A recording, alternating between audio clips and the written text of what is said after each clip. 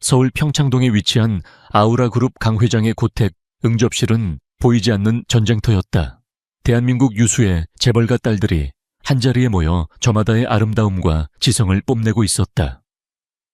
그들의 목표는 단 하나, 이 자리의 주인인 강 회장의 유일한 손자이자 아우라그룹의 후계자 강민준의 아내가 되는 것이었다. 그 치열한 경쟁 속에서 이서아는 섬처럼 고립되어 있었다.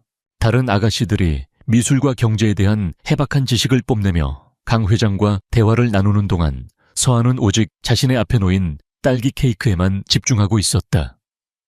그녀의 동그랗고 순진한 눈은 세상에 어떤 근심도 담고 있지 않은 듯했다. 이세오와 양. 마침내 강 회장이 그녀의 이름을 불렀다. 서아는 화들짝 놀라며 고개를 들었다. 입가에 작은 크림이 묻어 있었다. 그 모습을 본 다른 아가씨들의 입가에 조소가 스쳐 지나갔다. 네네, 할아버님, 서아가 명랑하게 대답했다. 강 회장의 눈썹이 희미하게 꿈틀거렸지만 그는 온화한 미소를 잃지 않았다.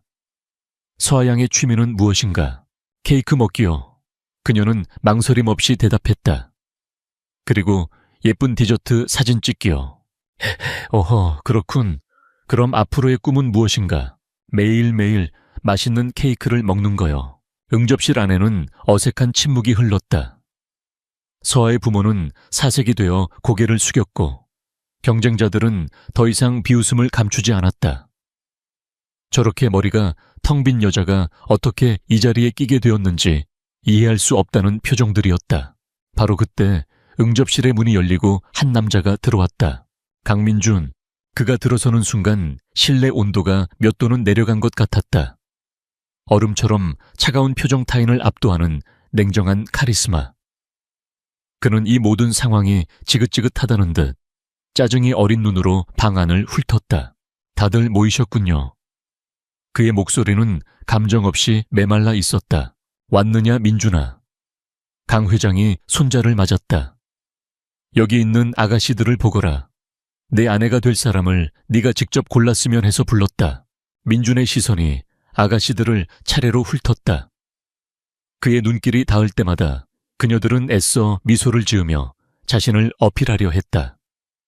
그의 눈은 야망과 계산으로 가득 찬 얼굴들을 스쳐 지나갔다. 그들은 모두 그에게서 무언가를 원하고 있었다. 권력, 명예 혹은 돈. 그는 그런 여자들에게 질려 있었다. 그리고 마침내 그의 시선이 이서아에게 닿았다.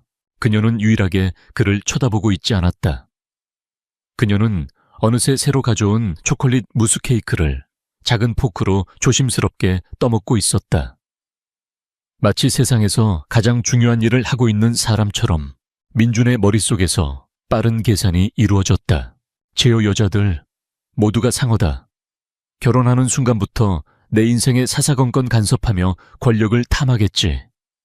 하지만 저 여자, 그의 시선이 다시 서아에게 향했다. 제요 바보, 저 여자는 무해하다. 내 일에 간섭하지도 나에게 무언가를 요구하지도 않을 거다. 그저 인형처럼 조용히 케이크나 먹겠지. 완벽한 방패막이다. 그는 결정을 내렸다. 제요 여자. 그가 손가락으로 서아를 가리켰다. 저 여자랑 결혼하겠습니다. 응접실은 충격으로 정지했다. 서아는 자신을 가리키는 손가락을 보고 어리둥절한 표정으로 눈만 끔뻑거렸다. 코끝에는 방금 막 묻은 초콜릿 크림이 점처럼 찍혀 있었다. 그녀의 부모는 놀라움과 황홀감이 뒤섞인 표정을 지었고 다른 경쟁자들은 분노와 불신으로 얼굴이 일그러졌다. 그렇게 대한민국 최고 재벌가의 며느리가 가장 어이없는 방식으로 결정되었다. 다른 사람들이 모두 돌아간 후 민주는 자신의 약혼녀가 된 서아와 잠시 독대했다. 그는 얼음 같은 눈으로 그녀를 내려다보며 말했다. 규칙은 3가지다. 서아는 그저 고개를 끄덕였다.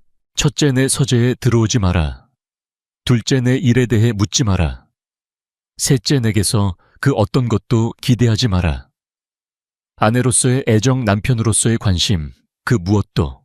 그의 말은 비수처럼 차가웠다. 그는 그녀를 아내가 될 사람이 아닌 집에 들여놓는 애완동물이나 가구처럼 대하고 있었다. 그 대가로 당신이 원하는 케이크는 얼마든지 먹게 해주지. 네, 세화는 마치 어린아이처럼 해맑게 웃으며 대답했다. 정말요? 와, 신난다. 민주는 그녀의 단순한 반응에 미간을 찌푸렸다. 그는 그녀가 정말로 머리가 나쁘다고 그래서 다루기 쉬울 것이라고 확신했다. 그는 차갑게 돌아서서 자신의 방으로 올라가 버렸다. 응접실에 홀로 남은 서아. 그녀는 잠시 동안 그가 사라진 계단을 쳐다보고 있었다. 그리고 천천히 그녀의 얼굴에서 해맑은 미소가 사라졌다. 텅 비어 있던 그녀의 눈동자에 날카롭고 차가운 지성의 빛이 돌아왔다. 그녀는 방금 전의 만남을 머릿속에서 빠르고 정확하게 복기했다. 강 회장.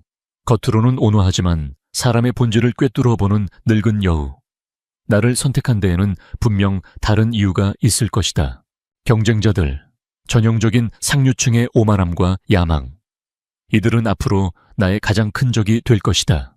그리고 강민준, 그녀는 그의 차가운 눈빛과 말을 떠올렸다.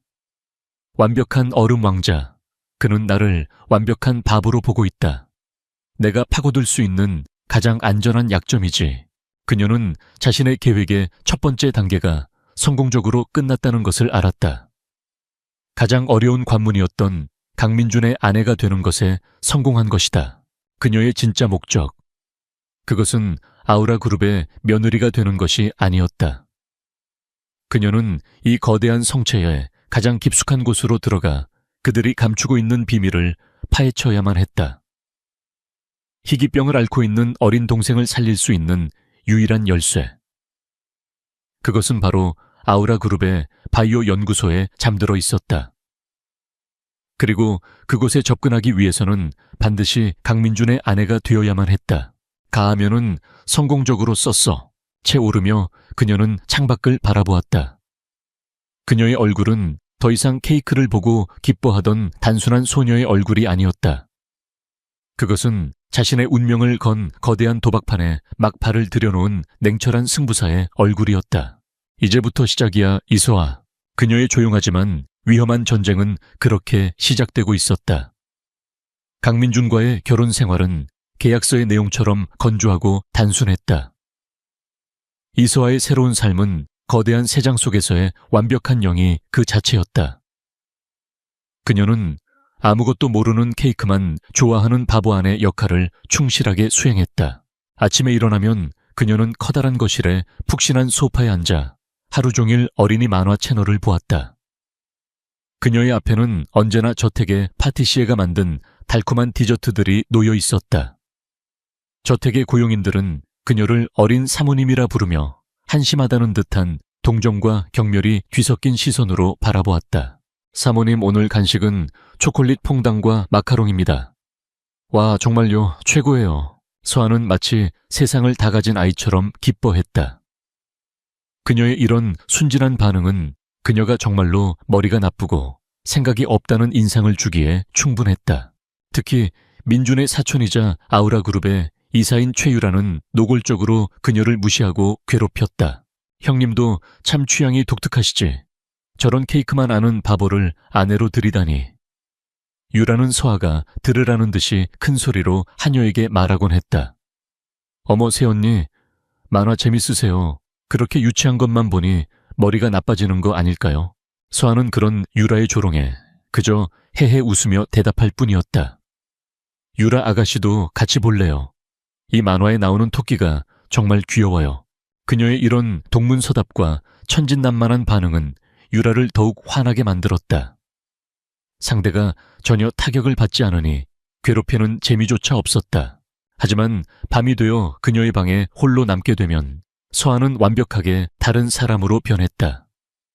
그녀는 낮 동안 모았던 모든 정보들, 고용인들의 대화, 집안의 구조, 가족들의 역학관계를 머릿속에서 체계적으로 정리했다.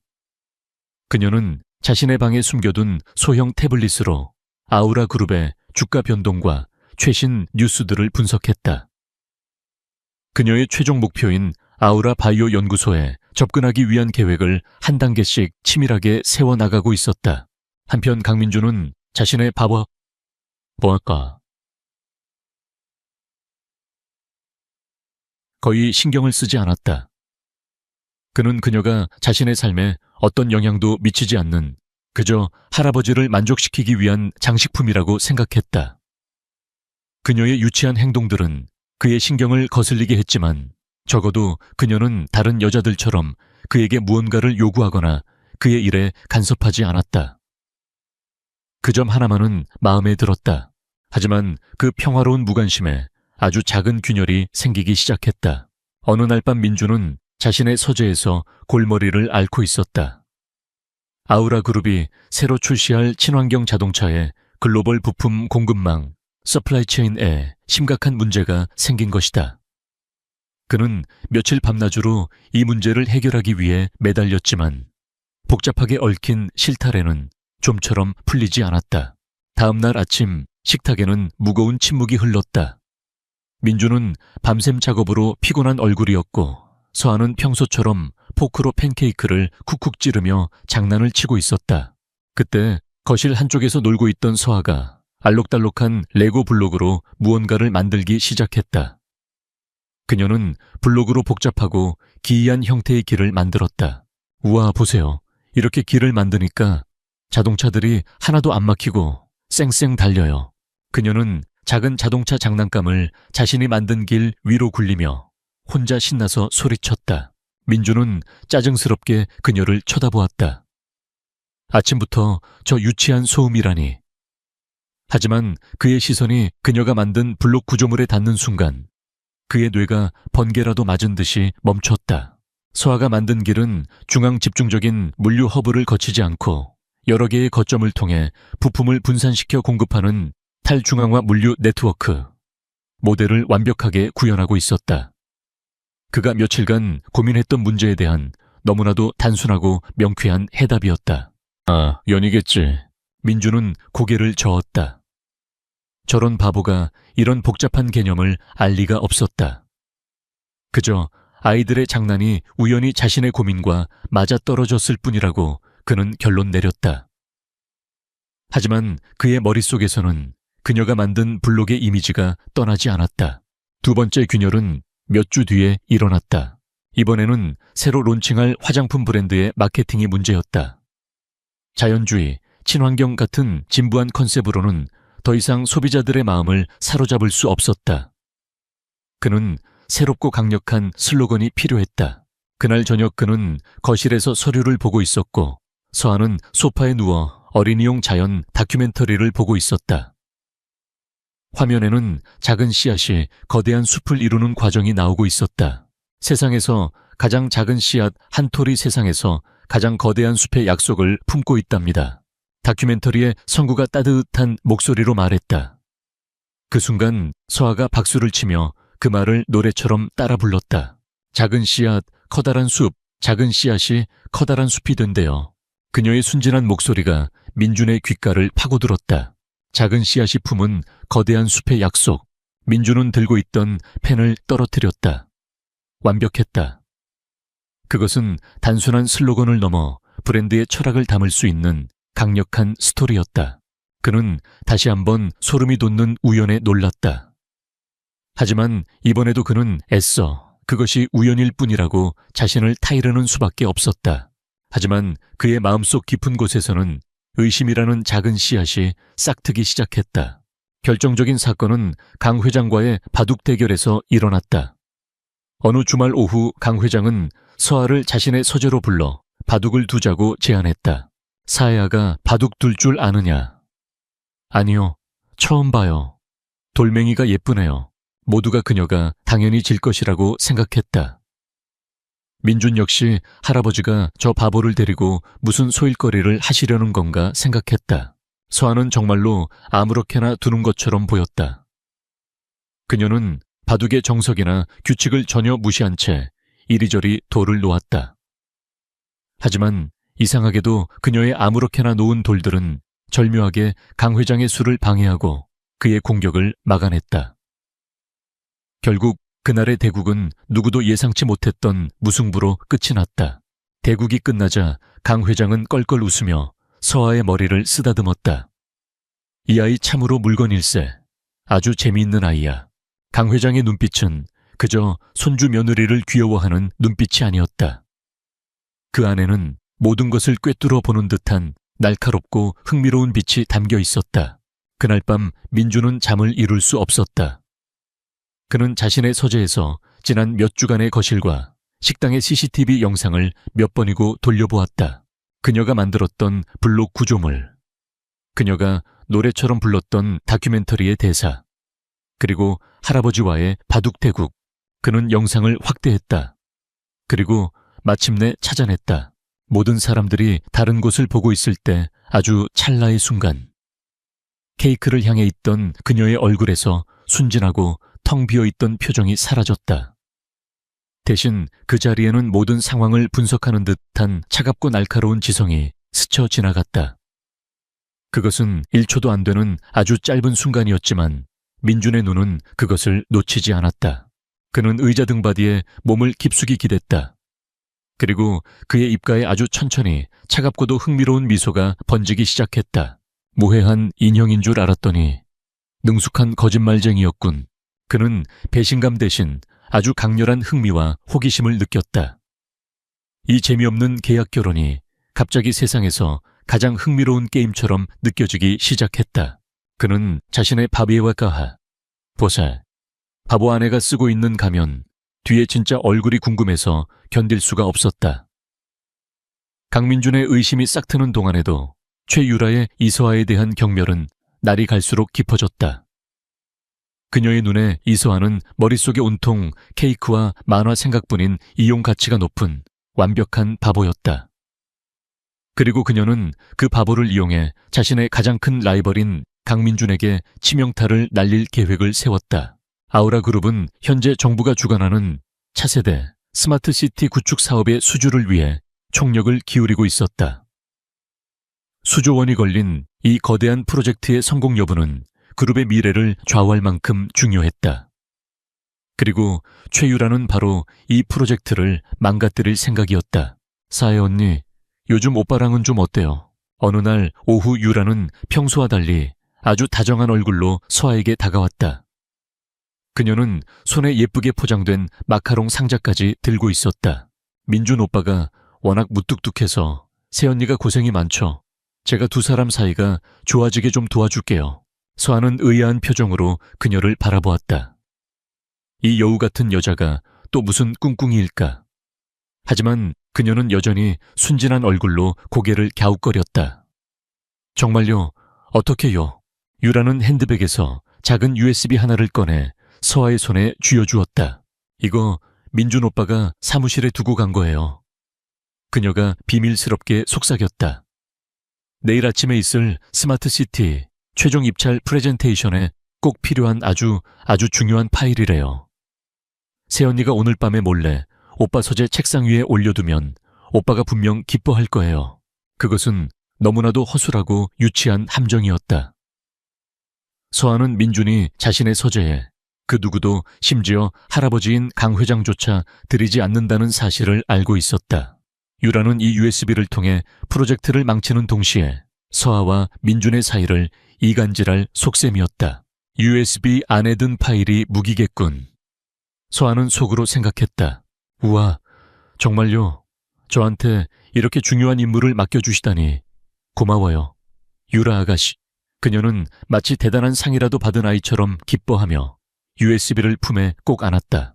그날 밤 서아는 중대한 임무를 수행하는 비장한 스파이처럼 살금살금 2층으로 올라갔다. 물론 이 모든 것은 집안 곳곳에 설치된 CCTV를 통해 강민준이 지켜보고 있을 것이라는 계산하에 이루어진 연기였다. 그녀는 서재로 향하는 복도 중간에서 마치 발이라도 헛디딘 것처럼 과장되게 비틀거렸다. 그리고 그녀의 손에 들려있던 오렌지 주스잔이 정확하게 USB 위로 쏟아졌다.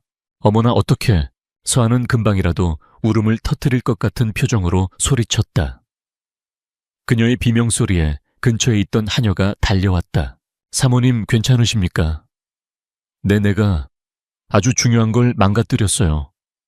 흐앙 유라 아가씨가 오빠 갖다 주라고 한 건데 나 이제 어떡해요?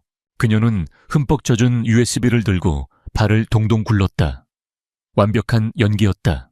서아는 울먹이며 거실에 있는 공용 노트북으로 달려갔다. 고쳐야 해. 내가 고쳐야 해. 그녀는 주스에 젖은 USB를 노트북에 꽂았다. 화면에 몇 번의 에러 메시지가 뜨더니 간신히 파일 하나가 열렸다. 스마트시티 최종 예산안이라는 제목의 엑셀 파일이었다. 서한은 파일을 열어보고는 더욱 서럽게 울기 시작했다. 숫자들이 다 이상해졌어. 내가 다 망쳤어. 하지만 울먹이는 그녀의 눈빛은 그 어느 때보다도 냉철했다. 그녀는 빠르게 파일을 스캔했다. 유라의 계략은 생각보다 정교했다.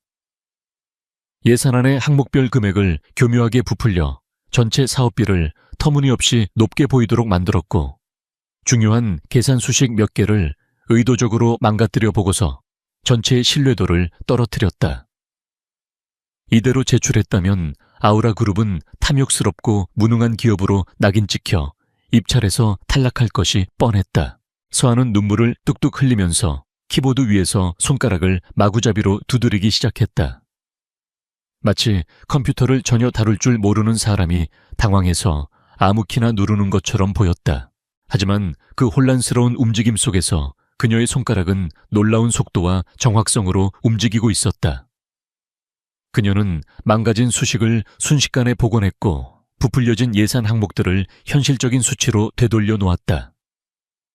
심지어 기존의 예산안보다 훨씬 더 효율적이고 최적화된 비용 구조로 재설계하기까지 했다. 몇 분 후 그녀는 완전히 새로워진 예산안을 깨끗한 새 USB에 저장했다. 그리고 노트북에서 모든 접속 기록과 흔적을 완벽하게 삭제했다. 그녀는 새 USB를 들고 울먹이는 얼굴로 민준의 서재 문 앞으로 갔다. 마침 그곳을 지나가던 김 집사에게 그녀는 자초지종을 설명했다. 집사님, 제가 실수로 주스를 쏟아서 원래 USB는 고장 났는데 제가 열심히 노력해서 파일을 새로 저장했어요. 이거라도 오빠 책상 위에 좀 전해주세요. 흑흑. 김 집사는 민준의 비밀 지령에 따라 그녀의 모든 행동을 지켜보고 있었다.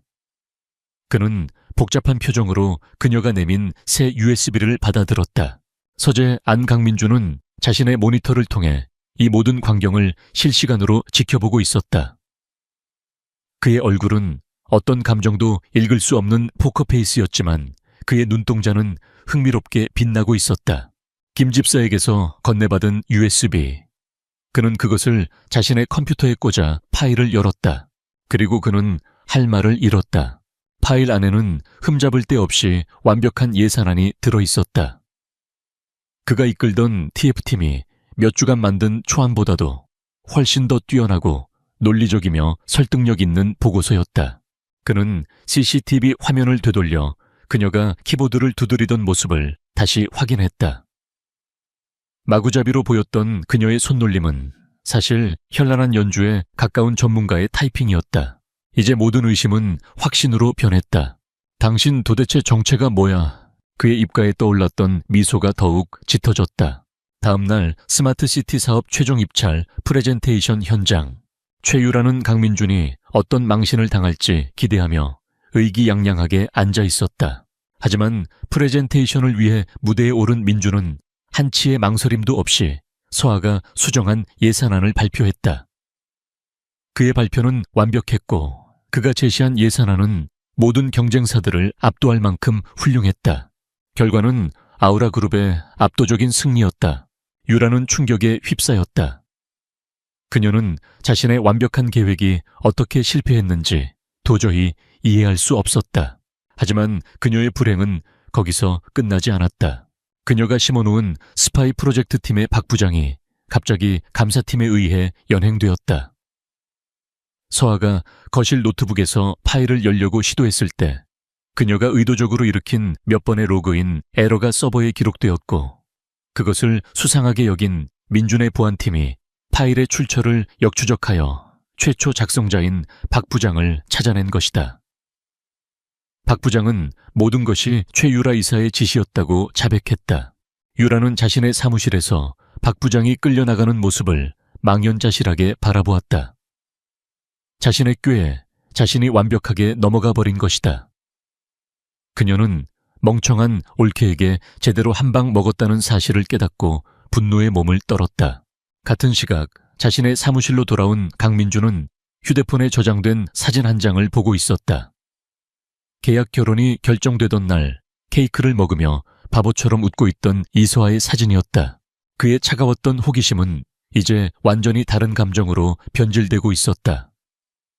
그것은 그녀의 정체에 대한 궁금증을 넘어선 그녀라는 인간 자체에 대한 아주 깊고 위험한 독점욕이었다. 이세호아.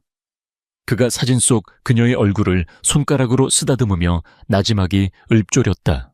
당신이라는 게임 아주 마음에 들어. 최유라의 계략이 실패로 돌아가고 스마트시티 프로젝트가 성공적으로 본궤도에 오른 후 강민준의 행동에 미묘한 변화가 생겼다. 그 변화는 저택의 모든 사람들을, 특히 최유라를 당황하게 만들었다. 앞으로는 아내와 좀 더 시간을 보낼 생각입니다. 어느 날 아침 식사 자리에서 민준이 폭탄 같은 선언을 했다. 그는 늘 그랬듯 무표정한 얼굴이었지만 그의 말은 모두를 놀라게 하기에 충분했다.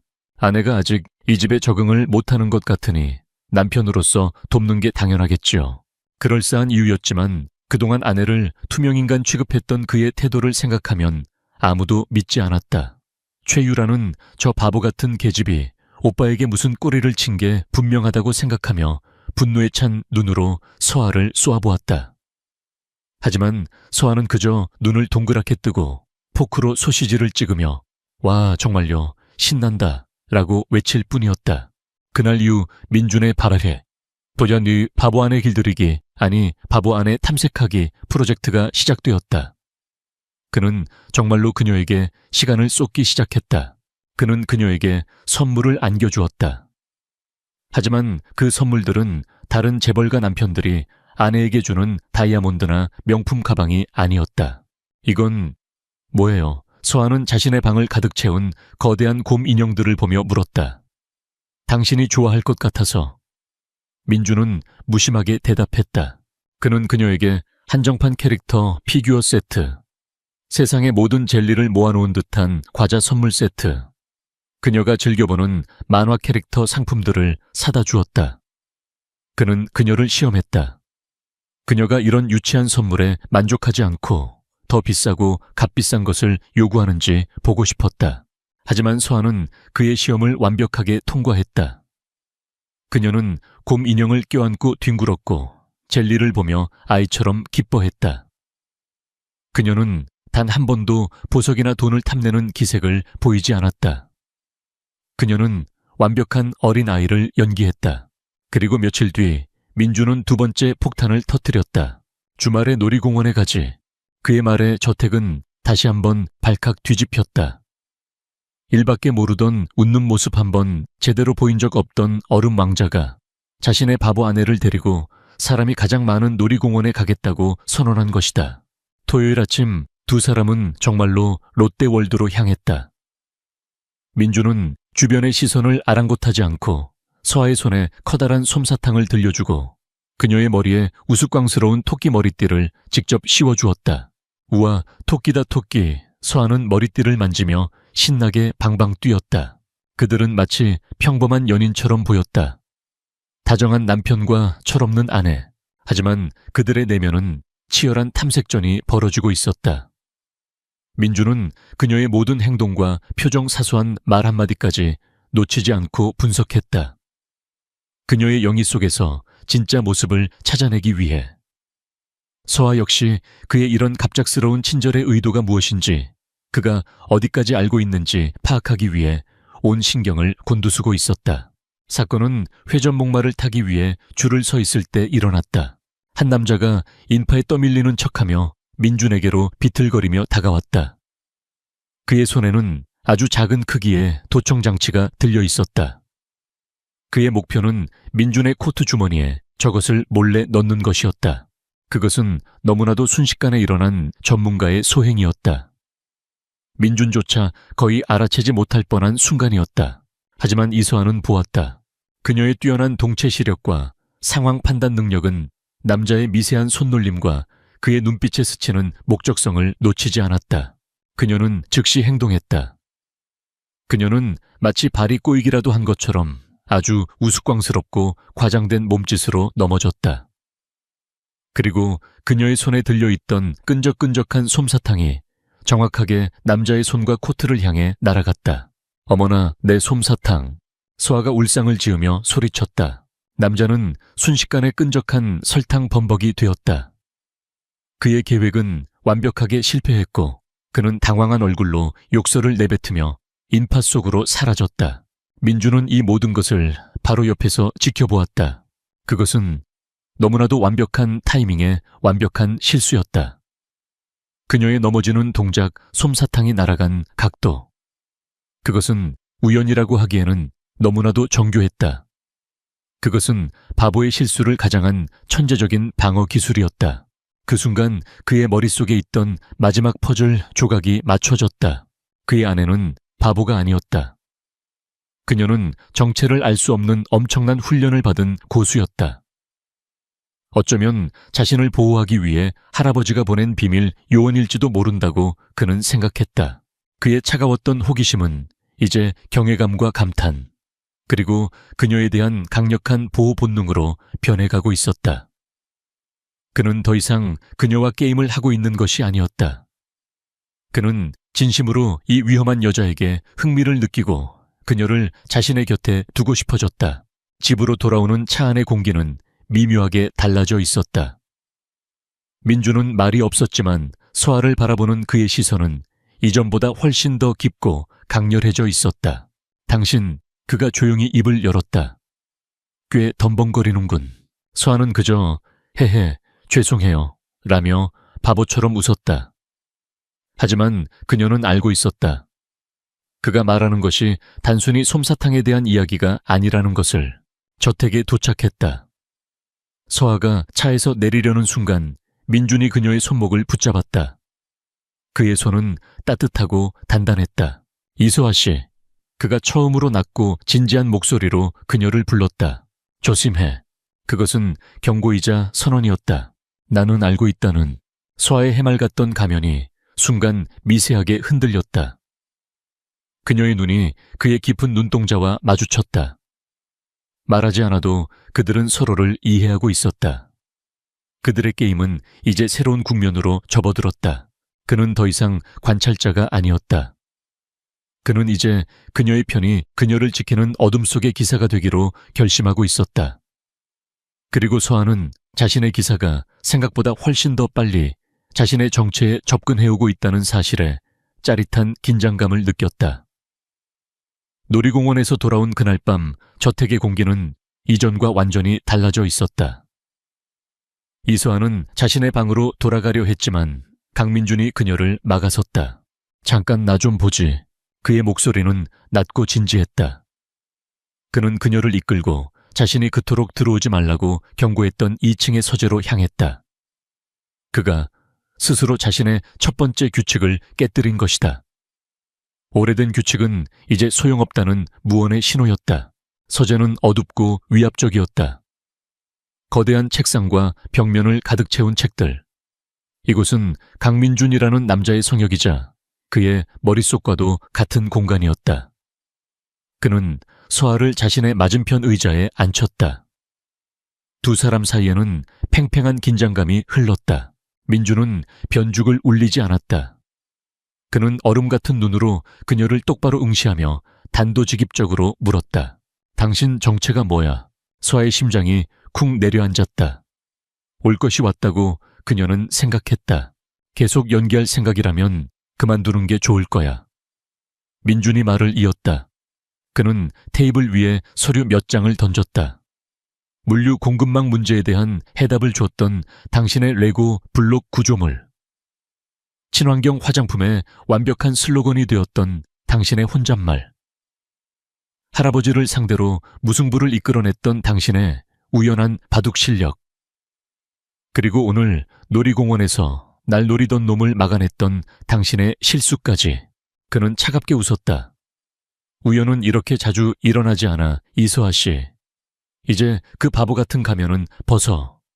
진실을 말해. 그의 눈빛은 모든 것을 꿰뚫어 보고 있었다. 더 이상 영희는 통하지 않았다.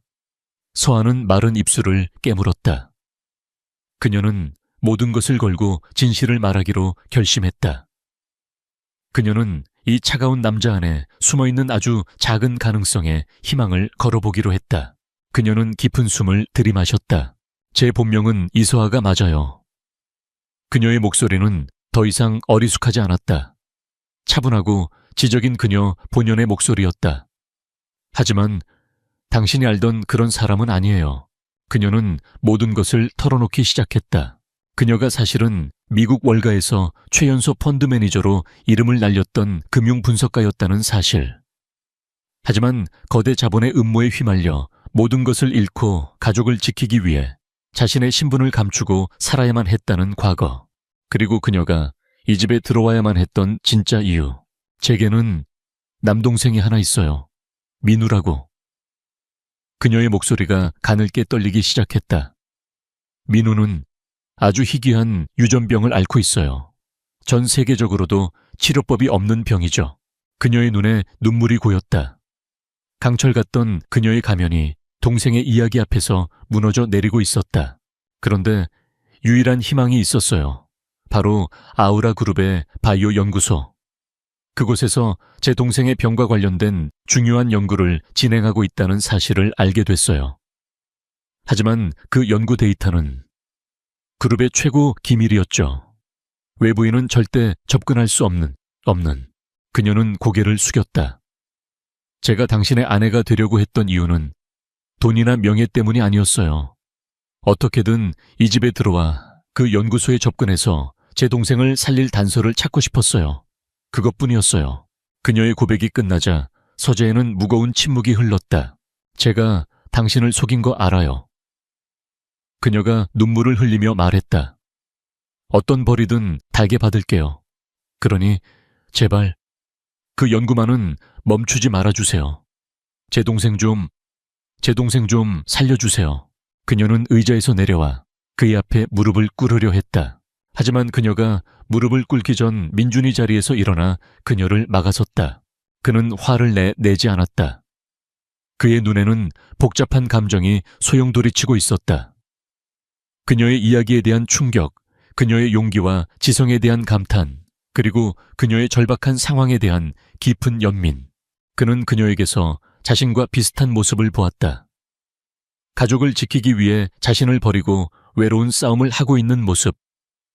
그는 더 이상 그녀를 자신을 속인 사기꾼으로 볼 수 없었다. 마보로군, 그가 나지막이 말했다. 하지만 그의 목소리는 차갑지 않았다. 오히려 아주 부드러웠다. 그는 손을 뻗어 그녀의 뺨에 흐르는 눈물을 조심스럽게 닦아주었다. 처음부터 내게 왔어야지.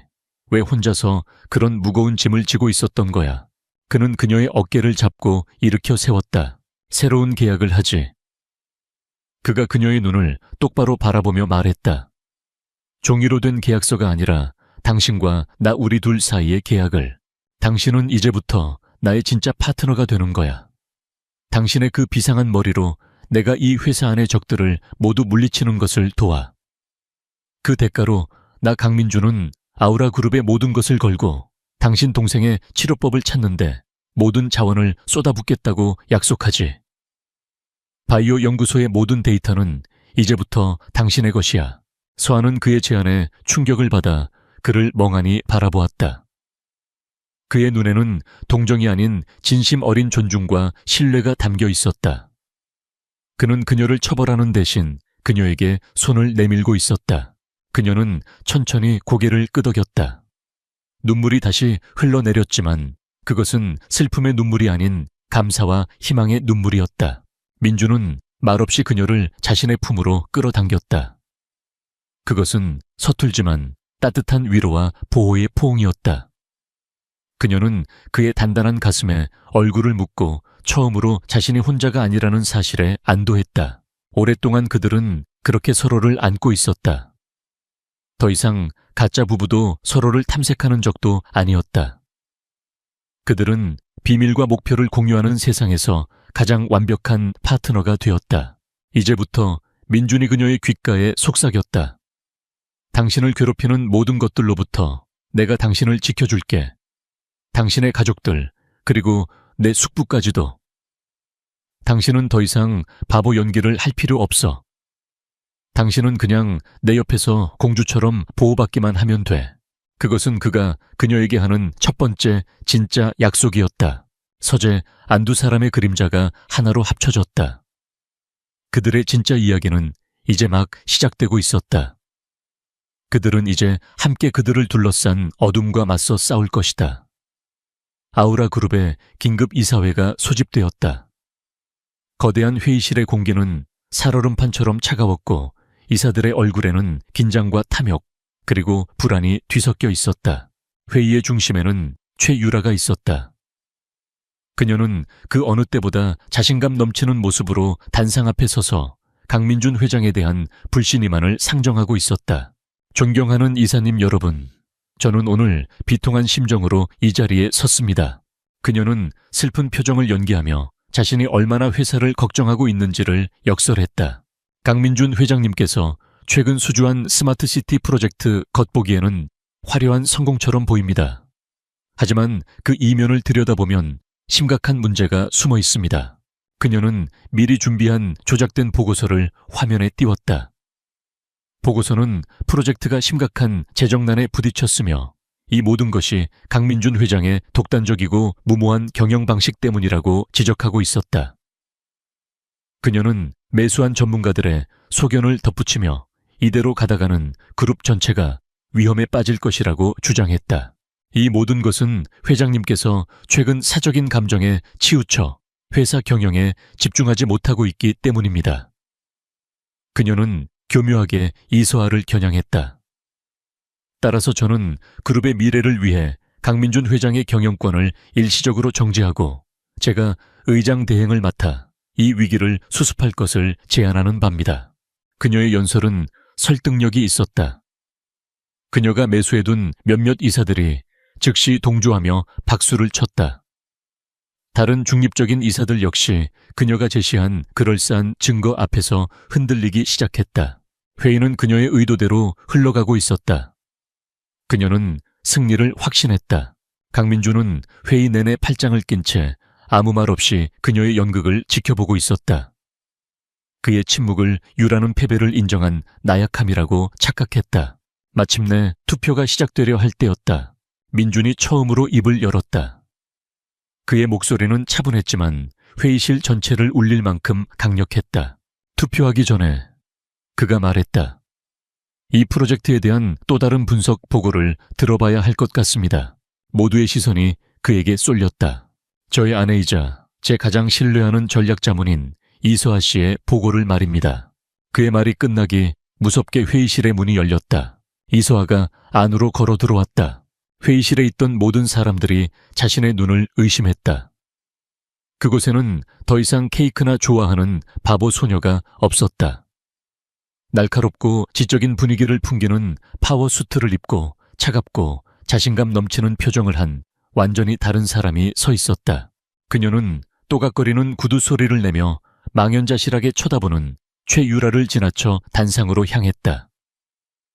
그녀는 자신의 노트북을 회의 시스템에 연결했고 거대한 스크린은 그녀가 준비한 화면으로 바뀌었다. 최유라의 얼굴이 하얗게 질리기 시작했다. 안녕하십니까. 아우라 그룹 회장 전략 자문 이서아입니다. 그녀의 목소리는 맑고 명료했으며 지적인 자신감으로 가득 차 있었다. 지금부터 최유라 이사님께서 제기하신 주장에 대해 사실에 근거하여 하나씩 반박해 드리겠습니다. 그녀의 방역이 시작되었다. 그녀는 먼저 프로젝트의 실제 재무 데이터를 화면에 띄웠다. 그녀의 데이터는 프로젝트가 재정난은커녕 예상치를 뛰어넘는 엄청난 수익을 낼 것이라는 사실을 명백하게 보여주고 있었다. 초 이사님께서 말씀하신 예상치 못한 재정난의 정체는 이것입니다. 다음 화면에는 최유라가 프로젝트 자금을 빼돌리기 위해 비밀리에 설립한 여러 개의 유령 회사 명단과 그 회사들로 돈이 흘러 들어간 내역이 붉은색으로 표시되어 나타났다. 돈의 흐름은 정확하게 그녀의 개인 비자금 계좌를 향하고 있었다. 아니야. 저건 조작이야. 유라가 비명을 질렀다. 하지만 서한은 멈추지 않았다. 그녀는 유라가 매수한 전문가들에게 뇌물이 건네지는 순간이 담긴 녹음 파일을 재생했다. 전문가들의 목소리와 유라의 목소리가 회의실 전체에 울려 퍼졌다. 이사들의 얼굴이 경악으로 물들었다. 자신들이 한낱 사기꾼에게 놀아났다는 사실에 분노하기 시작했다. 그리고 마지막 결정타. 최유라 이사님의 최종 목표는 단순히 회장님을 끌어내리는 것이 아니었습니다. 서한은 마지막 증거를 화면에 띄웠다. 그것은 유라가 스마트시티 자회사 하나를 고의로 부도 처리한 뒤 해외의 위장 회사를 통해 헐값에 인수하여 그 회사의 핵심 기술을 통째로 집어삼키려 했던 전체 계획도였다. 모든 증거는 완벽했다. 회의실은 아수라장이 되었다. 유라의 편에 섰던 이사들은 이제 그녀를 향해 손가락질하며 비난을 퍼부었다. 이런 사기꾼 같은 어떻게 우리를 속일 수가 있어. 유라는 아무 말도 하지 못한 채 공포에 질려 주저앉았다. 그때 조용히 모든 것을 지켜보던 강민준이 자리에서 일어났다. 모언팀. 그의 차가운 한마디에 회의실 문이 열리고 보안 요원들이 들이닥쳤다. 그들은 히스테리를 부리는 최유라와 그녀의 핵심 공모자 몇 명의 팔을 붙잡아 회의실 밖으로 끌어냈다. 모든 것이 끝났다. 서한은 마침내 프레젠테이션을 마쳤다. 회의실은 잠시 동안의 정적 끝에 우레와 같은 박수 소리로 가득 찼다. 이사들은 이제 그녀를 존경과 경외의 눈빛으로 바라보고 있었다. 민준이 단상 위로 올라와 그녀의 옆에 섰다. 그는 그녀의 손을 잡고 모든 사람들이 볼 수 있도록 높이 들어 올렸다. 그는 그녀를 그저 사랑하는 눈빛으로만 본 것이 아니었다. 그의 눈에는 자신의 왕국을 구해낸 위대한 여왕에 대한 무한한 자부심과 존경이 담겨 있었다. 가면을 쓴 신부는 마침내 스스로의 힘으로 왕관을 쓴 여왕이 되었다. 최유라의 쿠데타가 실패로 돌아간 후 아우라 그룹에는 새로운 바람이 불었다. 강민준은 더 이상 얼음 왕자가 아니었다. 그의 곁에는 언제나 지혜롭고 아름다운 아내 이소아가 함께했다. 두 사람은 단순한 부부를 넘어 서로에게 가장 완벽한 사업 파트너이자 인생의 동반자였다. 세상은 그들의 이야기에 열광했다. 바보 공주인 줄 알았던 그녀가 사실은 가면을 쓴 천재 전략가였다는 사실. 그리고 그녀를 알아본 냉정한 재벌 3세와의 동맹과 사랑. 그들의 이야기는 한 편의 영화 같았고 이소아는 순식간에 모든 여성들의 새로운 워너비로 떠올랐다. 강민준은 약속을 지켰다.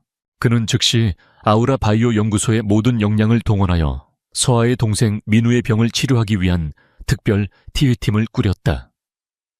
그는 전 세계 최고의 의료진과 연구원들을 서울로 불러 모았다.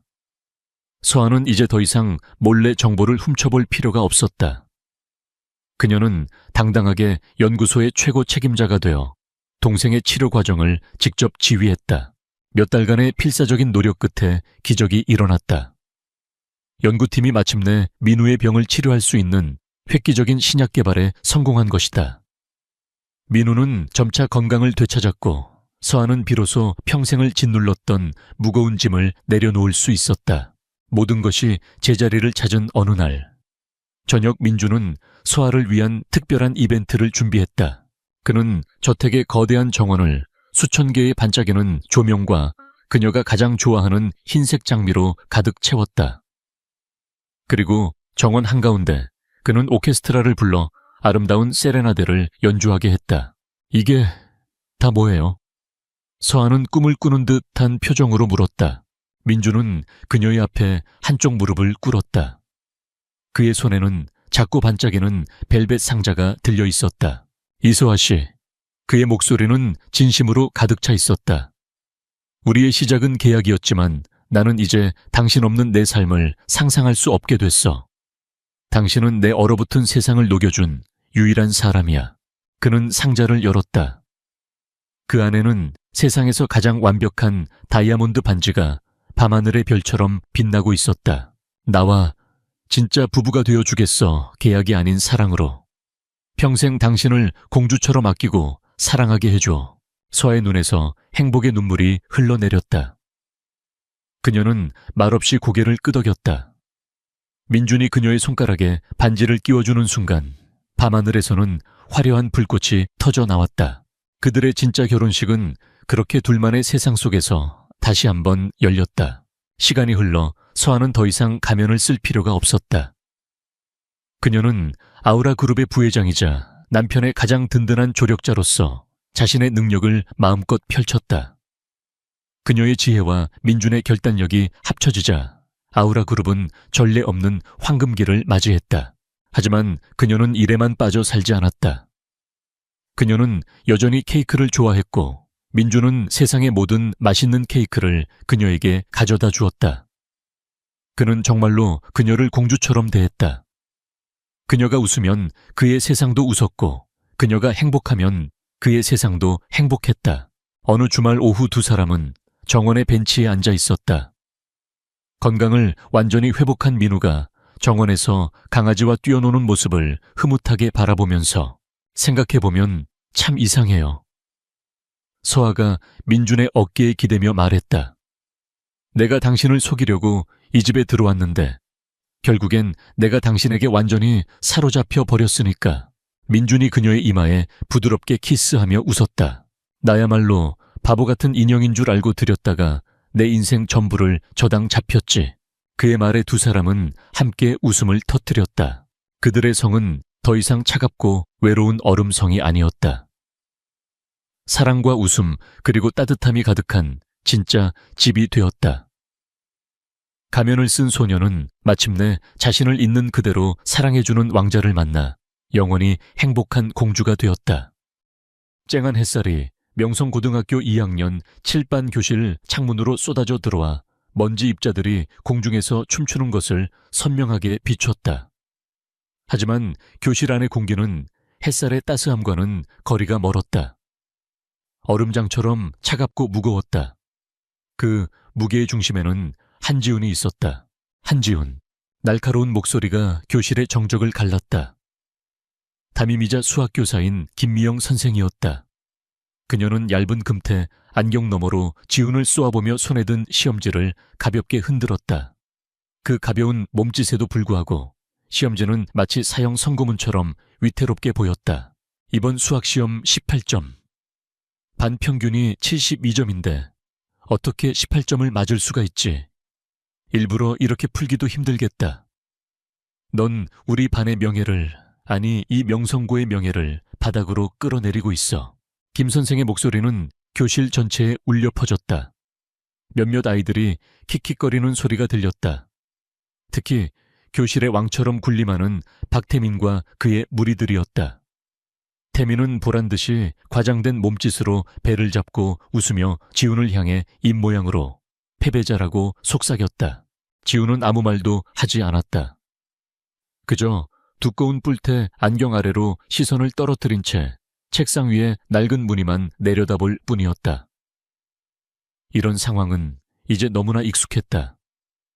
반항도 변명도 무의미하다는 것을 그는 오래전에 깨달았다.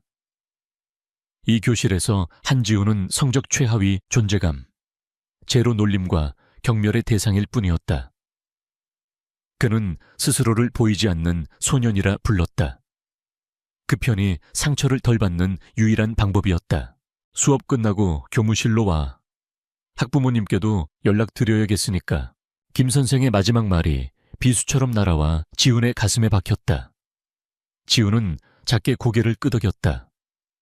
마침내 수업 종료를 알리는 종이 울렸고 억압적인 공기는 학생들의 소음과 함께 흩어졌다. 아이들은 335 짝을 지어 매점으로 달려가거나 다음 수업 준비를 했다. 지훈은 그 모든 소란 속에서 섬처럼 고립되어 있었다. 그가 자리에서 일어나려 할 때였다. 복도를 지나가던 박태민이 마치 실수인 척 지훈의 책상 모서리를 발로 찼다. 균형을 잃은 책상 위에서 필통과 책 몇 권이 와르르 바닥으로 쏟아졌다. 어이구 미안. 워낙 존재감이 없어서 있는 줄도 몰랐네. 태민의 비아냥거리는 목소리에 그의 친구들이 폭소를 터뜨렸다. 지훈은 아무 말 없이 허리를 숙여 흩어진 학용품을 주워 담았다. 그의 손가락 끝에 달아빠진 연필 한 자루가 잡혔다. 그는 그 연필을 쥔 채 잠시 멈칫했다. 아무도 보지 못했지만 그의 눈빛은 순간 차갑게 가라앉았다. 그 눈은 18점짜리 수학 시험지를 가진 소년의 것이 아니었다. 그것은 모든 것을 꿰뚫어 보는 듯한 깊고 서늘한 시면의 눈빛이었다. 하지만 그 감정은 순식간에 사라졌고 그는 다시금 아무것도 아닌 보이지 않는 소년으로 돌아와 묵묵히 제 할 일을 마쳤다. 집으로 돌아오는 길은 언제나 길고 외로웠다. 화려한 학원 버스들이 학생들을 실어 나르고 교복을 입은 아이들이 웃고 떠들며 거리를 채웠지만 지우는 그 풍경에 속하지 못했다. 그는 낡은 아파트 단지를 향해 터벅터벅 걸었다. 엘리베이터의 고장 안내문을 보고 망설임 없이 14층까지 계단을 올랐다. 계단을 오르는 규칙적인 발소리는 그의 유일한 친구 같았다. 다녀왔습니다. 텅 빈 집에 그의 목소리가 공허하게 울렸다. 부모님은 밤늦게까지 맞벌이를 하셨고 저녁은 늘 식탁 위에 홀로 놓여 있었다. 그는 가방을 내려놓고 곧장 자신의 방으로 향했다. 작고 낡은 방. 창문 하나와 책상 침대가 전부인 단출한 공간이었다. 하지만 그 방의 한쪽 구석에는 이 공간과 전혀 어울리지 않는 물건이 있었다. 전문가용으로 보이는 세 대의 모니터와 고사양의 본체, 그리고 인체공학적으로 설계된 키보드와 마우스였다. 지우는 의자에 앉아 컴퓨터의 전원을 켰다. 웅하는 낮은 소음과 함께 모니터들이 차례로 켜지자 방 안의 분위기는 순식간에 바뀌었다. 어둡고 칙칙했던 공간이 수많은 데이터와 코드가 흐르는 디지털 세계의 중심부, 즉 조종실로 변모했다. 그는 익숙하게 손을 놀려 여러 개의 보안 프로그램을 실행시킨 후 암호화된 네트워크에 접속했다. 화면에 로그인 창이 떴다. 아이디 입력란에 그가 타이핑한 것은 한지훈이 아니었다. 닉스, 그리스 신화 속 밤의 여신. 모든 것을 숨기고 모든 것을 볼 수 있는 존재. 그것이 그의 또 다른 이름이었다. 엔터키를 누르자 완전히 다른 세상이 열렸다. 어둡고 복잡한 인터페이스의 포럼과 채팅창들이 화면을 가득 메웠다. 그곳에서 그는 더 이상 명성고의 왕따 한지훈이 아니었다. 그는 전설적인 화이트햇 해커 닉스가였다. 기업의 보안 시스템 취약점을 찾아내 거액의 보상금을 받거나 다른 해커들이 몇 주간 매달려도 풀지 못한 암호를 단 몇 시간 만에 풀어내는 천재. 그의 IQ는 180이었지만 학교에서는 그 천재성을 20점 미만의 시험지 뒤에 철저히 숨겼다. 닉스 왔군. 실리콘밸리의 퀀텀 리프사에서 의뢰가 들어왔다. 자기들 차세대 AI의 방어벽을 뚫어보라는군. 성공 보수는 $50,000다. 관심 있나? 사이페어라는 아이디를 쓰는 동료 해커에게서 메시지가 도착했다. $50,000. 그의 부모님이 몇 달을 꼬박 일해야 만질 수 있는 돈이었다. 지훈의 입가에 희미한 미소가 번졌다. 학교에서 그를 경멸하는 아이들과 선생은 상상조차 할 수 없을 것이다. 자신들이 패배자라고 부르는 소년이 모니터 뒤에서 전 세계의 거대 기업들을 상대로 두뇌 싸움을 벌이고 있다는 사실을 그는 키보드 위로 손가락을 가져갔다. 그의 손놀림은 더 이상 어눌하지 않았다. 마치 피아니스트가 건반 위에서 춤을 추듯 그의 손가락은 빠르고 정확하게 움직였다. 타타탁 타타타탁. 규칙적이고 경쾌한 타건음이 어두운 방을 채웠다. 그것은 세상의 부조리와 편견에 맞서는 그만의 언어이자 유일한 해방구였다. 퀀텀 리프라. 재밌겠군. 관련 자료를 보내줘. 답장을 보낸 그는 의자 깊숙이 등을 기댔다. 모니터 불빛이 그의 안경 아래 반사되어 번뜩였다. 화면에는 수천 수만 줄의 복잡한 코드들이 폭포수처럼 쏟아져 내리고 있었다.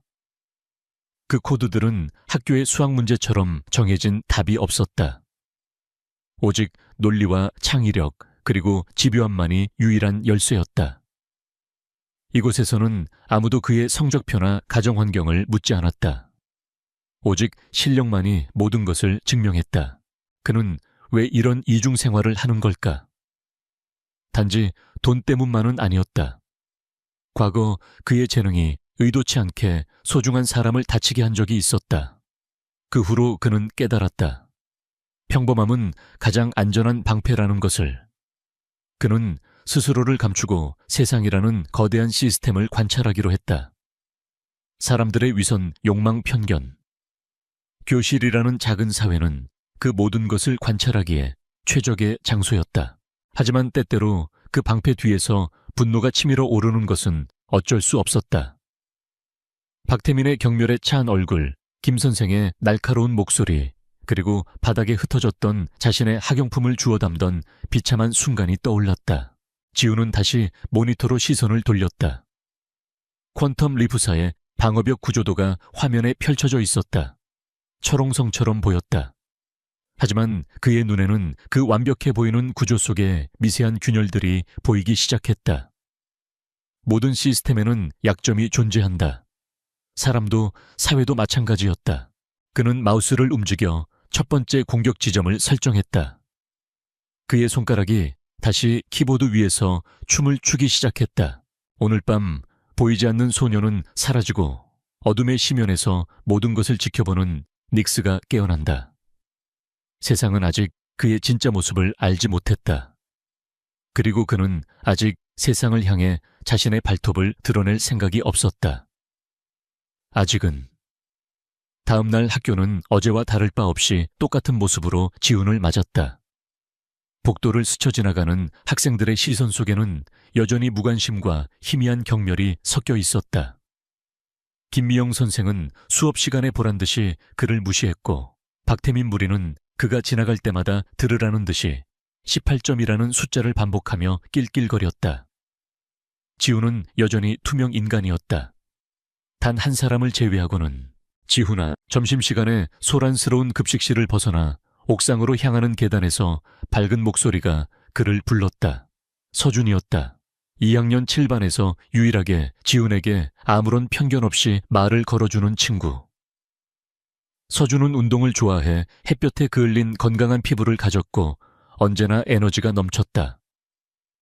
성적은 중위권이었지만 누구에게나 친절하고 서글서글한 성격 덕분에 인기가 좋았다. 그런 서준이 어째서 반의 최하위인 지훈과 어울리는지는 모두의 미스터리였다. 오늘 급식 완전 별로지 않냐? 난 그냥 편의점에서 사온 샌드위치 먹으려고. 같이 가자. 서준은 지훈의 어깨에 팔을 두르며 말했다. 지훈은 말없이 고개를 끄덕였다. 둘만의 아지트는 옥상이었다. 명성고에서 옥상은 공식적으로 출입금지 구역이었지만 낡은 자물쇠는 조금만 힘을 주면 금방 열렸다. 소음과 경쟁으로 가득 찬 학교에서 유일하게 고요가 머무는 곳이었다. 둘은 옥상 바닥에 나란히 앉아 점심을 먹었다. 서준은 쉴 새 없이 제잘거렸다. 어제 본 축구 경기 이야기, 새로 나온 게임 이야기, 그리고 주말에 아르바이트를 하다가 겪은 웃기는 실수담까지. 지훈은 대부분 말없이 듣기만 했지만 그 침묵은 어색하지 않았다. 그는 서준의 활기찬 에너지가 자신의 차가운 세계를 조금이나마 데워주는 것을 느꼈다. 아, 맞다. 지훈아, 너 이번 주말에 뭐해? 우리 학교에서 하는 과학 경진대회 있잖아. 내가 만든 로봇 마지막 테스트 좀 도와주라. 너 기계 같은 거 잘 보잖아. 서준은 자신이 정성껏 만든 작은 로봇의 사진을 보여주며 말했다. 복잡한 회로와 모터가 얽혀있는 모습이었다. 그냥 조금 기본적인 원리는 아니까. 지훈이 드물게 입을 열었다. 그는 지난번 서준의 로봇이 오작동했을 때 문제의 원인이 모터의 과부하가 아니라 전력 분배 회로의 비효율적인 설계에 있다는 것을 한눈에 간파하고 해결책을 알려준 적이 있었다. 서준은 그저 지훈이 기계에 관심이 많은 정도로만 알고 있었다. 그게 어디냐? 그럼 토요일 오전에 보는 거다. 서준의 얼굴에 환한 미소가 번졌다. 지훈은 다시 한번 작게 고개를 끄덕였다. 누군가에게 필요한 존재가 된다는 것, 누군가와 미래를 약속한다는 감각은 낯설었지만 싫지 않았다. 어쩌면 학교 생활도 그리 나쁘지만은 않을지도 모른다고. 그는 아주 잠시 생각했다. 하지만 평화는 유리처럼 연약했다.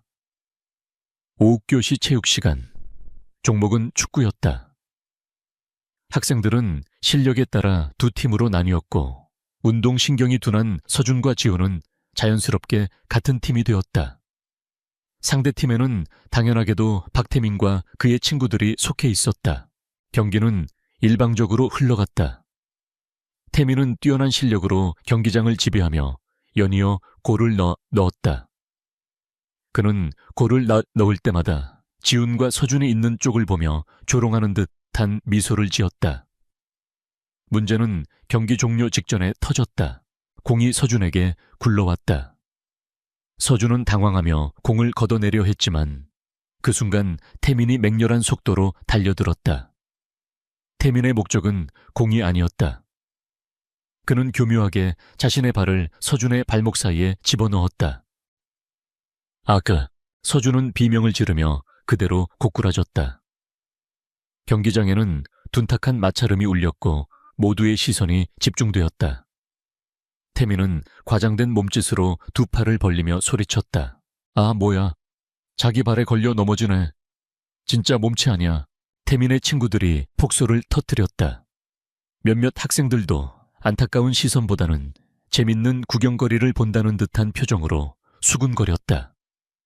체육선생은 그저 괜찮냐 일어나 하고 무심하게 외칠 뿐이었다. 지우는 그 자리에 얼어붙은 듯 서 있었다. 그의 귓께는 서준의 고통스러운 신음과 태민 무리의 비웃음 소리가 뒤엉켜 맴돌았다. 그는 주먹을 꽉 쥐었다. 손톱이 손바닥을 파고드는 아픔이 느껴졌지만 그보다 더한 분노가 심장에서부터 끓어올랐다. 언제나처럼 무시하면 그만이었다. 자신을 향한 조롱은 익숙했다. 하지만 서준은 달랐다. 서준은 자신 때문에 자신과 친구라는 이유만으로 저런 수모를 당하고 있었다.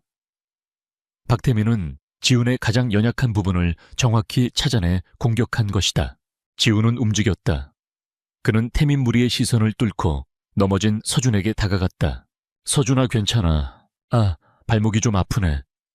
괜찮아. 그냥 좀 삔 것 같아. 서준은 고통 속에서도 애써 웃어 보였다. 지훈은 그의 팔을 잡아 일으켜 세웠다. 그리고 태민을 돌아보았다. 지훈의 두꺼운 안경 너머로 그의 눈이 번뜩였다. 그 눈빛은 단순한 분노를 넘어선 모든 것을 계산하고 분석하는 듯한 차가운 섬광이었다. 태민은 자신을 쳐다보는 지훈의 눈빛에 순간적으로 움찔했지만 이내 다시 비웃음을 되찾았다. 뭘 봐, 내 친구나 잘 챙겨. 저런 군뱅이랑 친구하는 너도 참 대단하다. 지훈은 아무 대답도 하지 않았다. 그는 서준을 부축해 보건실로 향했다. 보건교사는 서준의 발목에 얼음찜질을 해주며 며칠간은 무리하지 말라고 당부했다. 보건실의 소독약 냄새 속에서 둘 사이에는 침묵이 흘렀다. 미안하다, 지훈아. 나 때문에 너까지 괜히. 서준이 먼저 침묵을 깼다. 내 탓 아니야. 지훈이 짧게 대답했다. 그의 목소리는 평소보다 조금 더 낮게 가라앉아 있었다. 박태민께 원래 저래. 그냥 무시해. 상대해서 좋을 거 없어. 서준은 지훈을 위로하려 했다. 하지만 지훈의 생각은 다른 곳에 있었다. 무시하라고 언제까지 자신을 짓밟는 것은 견딜 수 있었다. 하지만 자신의 유일한 빛을 꺼뜨리려는 자들까지 용서해야 하는가 아니. 방패 뒤에 숨어 세상을 관찰하는 것은 이제 끝이다. 관찰자에게는 보이지 않던 첫 번째 균열이 그의 세계에 생겨났다. 그날 밤 지훈은 자신의 방에 앉아 있었다. 하지만 그의 모니터에는 퀀텀 립사의 복잡한 코드 대신 명성고등학교의 내부 네트워크 관리자 페이지가 띄워져 있었다. 일반 학생은 접근조차 할 수 없는 곳이었다. 그는 단 몇 분 만에 학교 서버의 허술한 방화벽을 우회하고 최고 관리자 권한을 탈취했다. 그의 손가락이 키보드 위를 빠르게 움직였다. 학생 데이터베이스 교직원 인사기록, CCTV, 영상기록, 저장소. 학교의 모든 정보가 그의 눈앞에 펼쳐졌다. 그는 검색창에 세 글자를 입력했다. 박다에민. 수많은 정보가 화면 위로 쏟아져 나왔다. 그의 성적표 수상 기록, 그리고 아버지의 이름과 직업까지. 지훈의 입가에 차가운 미소가 걸렸다. 마치 사냥을 앞둔 포식자처럼 그는 먹잇감을 분석하기 시작했다. 박태민은 완벽해 보이는 성적표를 가지고 있었다. 하지만 지훈은 그 이면에 숨겨진 무언가가 있을 것이라고 직감했다. 완벽한 것은 존재하지 않는다. 모든 것에는 약점과 균열이 있기 마련이다. 그는 박태민의 지난 시험 답안지와 교사들의 채점 기록을 대조하기 시작했다. 따다닥, 따다다닥. 밤이 깊어질수록 키보드 소리는 더욱 격렬해졌다. 그 소리는 더 이상 해방의 소리가 아니었다. 그것은 거대한 반격의 서막을 알리는 첫 번째 균열을 내는 소리였다. 보이지 않는 소년의 마음속에서 복수라는 이름의 씨앗이 조용히 싹을 틔우고 있었다. 며칠이 흘렀다. 서준의 발목은 부기가 빠져 한결 나아졌지만 학교의 공기는 여전히 하당을행했다. 지훈은 밤마다 박태민의 뒤를 캐고 있었다. 그의 온라인 활동, SNS, 심지어는 그가 자주 이용하는 게임 사이트의 기록까지. 하지만 태민은 교활했다. 겉으로 드러나는 그의 행적은 부유하고 인기 많은 모범생의 모습, 그 이상도 이하도 아니었다. 결정적인 증거는 보이지 않았다. 지훈은 초조해지는 대신 더욱 차분하게 거미줄을 쳤다. 사냥은 인내가 필요한 법이니까. 그러는 사이 명성고 과학경진대회가 코앞으로 다가왔다. 학교는 이 행사를 매우 중요하게 여겼고 우승자에게는 대학 입시에 유리한 엄청난 가산점이 주어졌다. 서준의 모든 희망은 이 대회에 걸려 있었다. 자, 봐봐. 드디어 균형을 잡는다고. 토요일 오전 텅 빈 과학실에서 서준이 환호성을 질렀다. 그의 앞에는 두 바퀴로 서서 아슬아슬하게 균형을 잡고 있는 작은 로봇 티키티키가 있었다. 지난 몇 달간 서준이 밤낮으로 매달린 결과물이었다. 하지만 어제까지만 해도 티키는 몇 초를 버티지 못하고 쓰러지기 일쑤였다. 내 덕분이야, 지훈아. 난 단순히 자이로 센서 문제라고만 생각했는데 네가 말한 대로 밸런싱 알고리즘의 연산 속도 문제였어. 어떻게 그런 걸 바로 알았어? 서준은 진심으로 감탄하며 물었다. 지훈은 어젯밤 서준이 보내준 소스코드를 단 10분 만에 분석하고 문제점을 찾아내 수정안을 보내주었다. 서준에게는 며칠 밤을 세워도 보이지 않던 해결책이었다. 그냥 인터넷에서 비슷한 사례를 본 적이 있어서. 지훈은 평소처럼 무심하게 대답하며 어깨를 으쓱했다. 그는 자신의 능력이 드러나는 것을 경계했다. 서준이 행복해하는 모습을 보는 것만으로도 충분했다. 로봇이 안정적으로 움직이는 것을 보며 아이처럼 기뻐하는 친구의 모습은 지훈의 잿빛 세상에서 몇 안 되는 색채였다. 이걸로 월요일에 발표만 잘하면 무조건 우승이야. 정말 고맙다. 친구야. 서준은 지훈의 등을 힘껏 두드렸다. 친구라는 단어가 지훈의 마음에 따뜻한 파문을 일으켰다. 두 사람은 월요일에 성공적인 발표를 기원하며 완성된 로봇을 과학실에 지정된 전시 선반 위에 올려두고 헤어졌다. 과학실 문이 잠기는 소리가 유난히 선명하게 들렸다. 하지만 그들이 떠난 과학실을 어둠 속에서 지켜보는 눈이 있었다. 박태민이었다. 그는 자신의 프로젝트가 서준의 것과 비교될 때마다 교사들이 은근히 서준의 로봇을 더 높이 평가하는 것을 알고 있었다. 그의 프로젝트는 아버지가 거금을 주고 사온 비싼 키트를 조립한 것에 불과했기 때문이다. 질투와 패배에 대한 두려움이 그의 마음속에서 독처럼 퍼져나갔다. 그는 비열한 계획을 세웠다. 일요일 오후 모두가 떠난 텅 빈 학교에 박태민의 모습을 드러냈다. 그는 며칠 전 청소부 아주머니의 카트에서 몰래 훔친 과학실 마스터키로 쉽게 문을 열고 안으로 들어갔다. 그의 목표는 단 하나 서준의 로봇 티키였다. 그는 로봇을 무작정 부수지 않았다. 그건 너무 어리석은 짓이었다. 그는 더 교활한 방법을 선택했다. 그는 미리 훔쳐온 지훈의 필통에서 작은 드라이버를 꺼내 로봇의 주요 부품을 조심스럽게 해체했다. 그리고 가장 핵심적인 메인 회로 기판 위에 준비해온 콜라를 조금 부었다. 끈적한 액체가 복잡한 회로 사이로 스며들었다. 이렇게 하면 마치 과부하로 인한 전기 합선처럼 보일 터였다.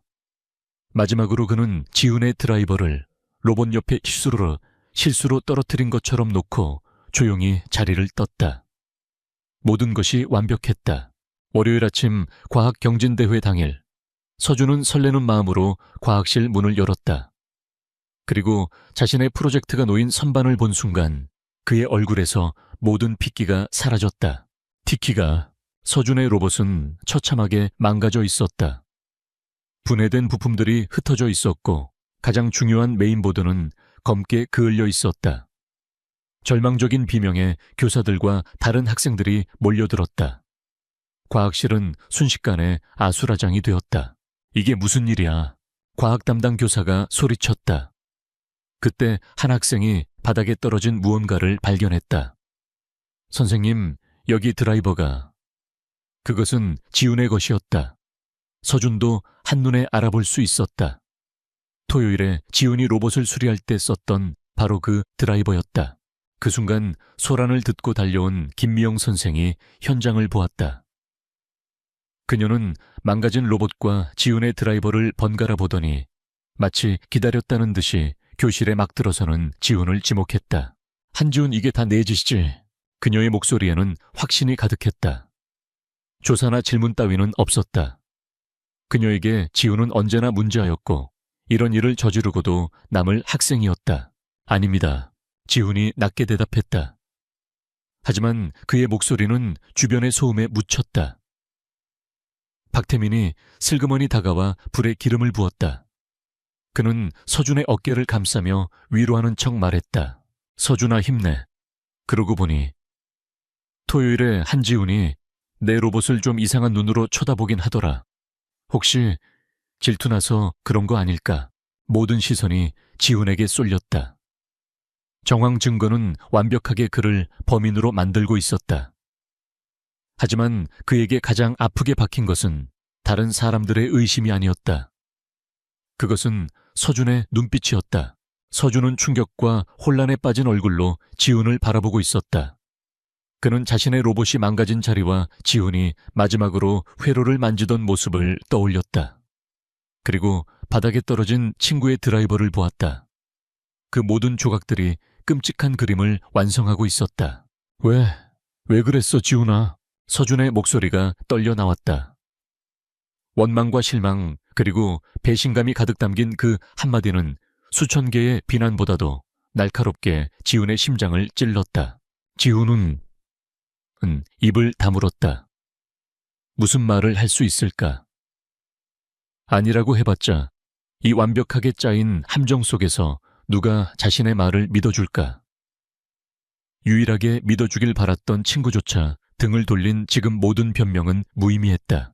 결국 지훈은 교장실로 끌려갔다.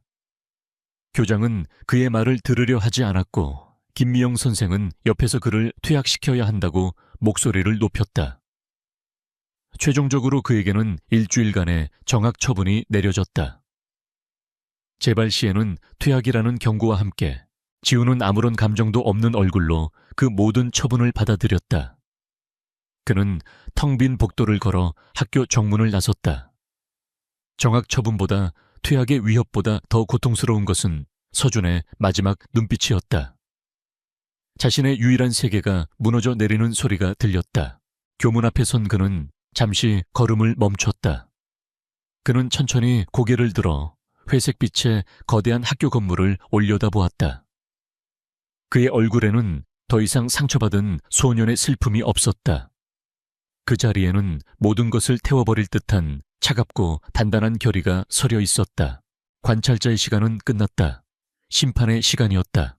지훈은 주머니에서 스마트폰을 꺼냈다. 그는 박태민의 SNS 프로필 사진을 열었다. 화려한 배경에서 환하게 웃고 있는 사진. 그 위선적인 미소를 보며 지훈은 나지막이 속삭였다. 그의 목소리는 늦가을의 바람처럼 차가웠다. 넌 쇼를 원했지, 박태민. 내가 평생 잊지 못할 무대를 선물해주마. 그의 눈동자 속에서 거대한 복수극의 막이 조용히 올라가고 있었다. 정학 첫날, 한지훈의 방은 더 이상 상처받은 소년의 도피처가 아니었다. 그곳은 차가운 분노와 명석한 두뇌가 완벽하게 조화를 이룬 전쟁지휘 본부 즉 닉스의 성역이 되었다. 창밖은 평화로운 일상이 흘러가고 있었지만 세대의 모니터가 뿜어내는 푸른 빛으로 가득 찬 방 안은 폭풍전야의 긴장감이 감돌았다.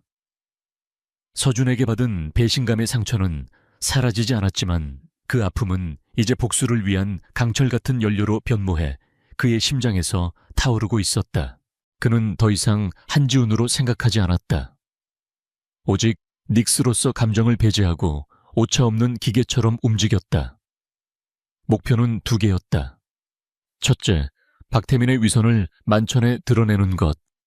둘째, 부패한 시스템의 상징인 김미영 선생을 끌어내리는 것. 그리고 이 모든 것을 위한 무대는 이미 정해져 있었다. 작업은 체계적으로 이루어졌다. 첫 번째 목표는 박태민이었다. 지훈은 이미 그의 신상 정보를 확보했지만 그건 빙산의 일각에 불과했다. 그는 더 깊은 곳 박태민이 필사적으로 숨기고 있는 진실을 원했다.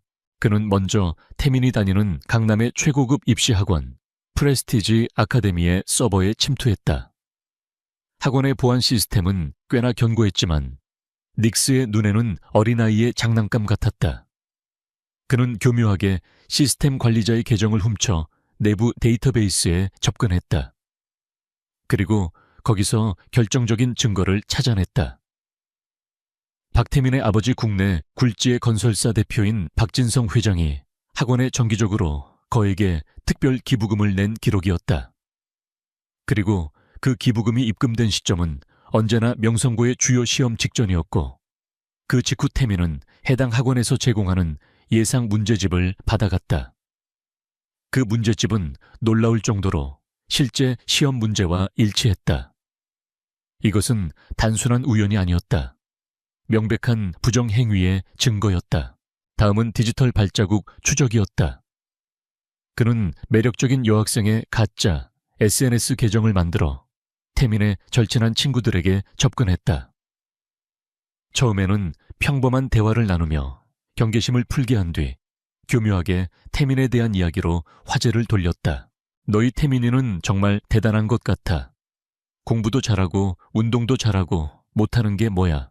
지훈의 미끼를 태민의 친구들은 덥석 물었다.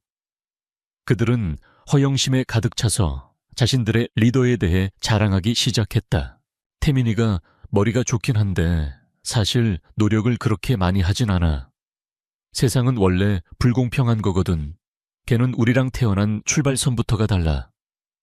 맞아. 가끔 시험 같은 건 요령껏 하는 거지. 중요한 건 결과잖아. 지훈은 그 모든 대화 내용을 빠짐없이 화면 녹화했다. 마지막으로 가장 중요한 증거, 즉 로봇 파손의 스모킹 건을 찾아야 했다. 그는 과학실 복도를 비추는 CCTV가 그 주말 동안 공교롭게도 고장났다는 사실을 기억했다. 그는 학교의 유지보수 서버 로그를 해킹했다. 그의 예상대로였다. 일요일 오후 정확히 2시간 동안 CCTV 시스템이 수동으로 비활성화된 기록이 남아있었다.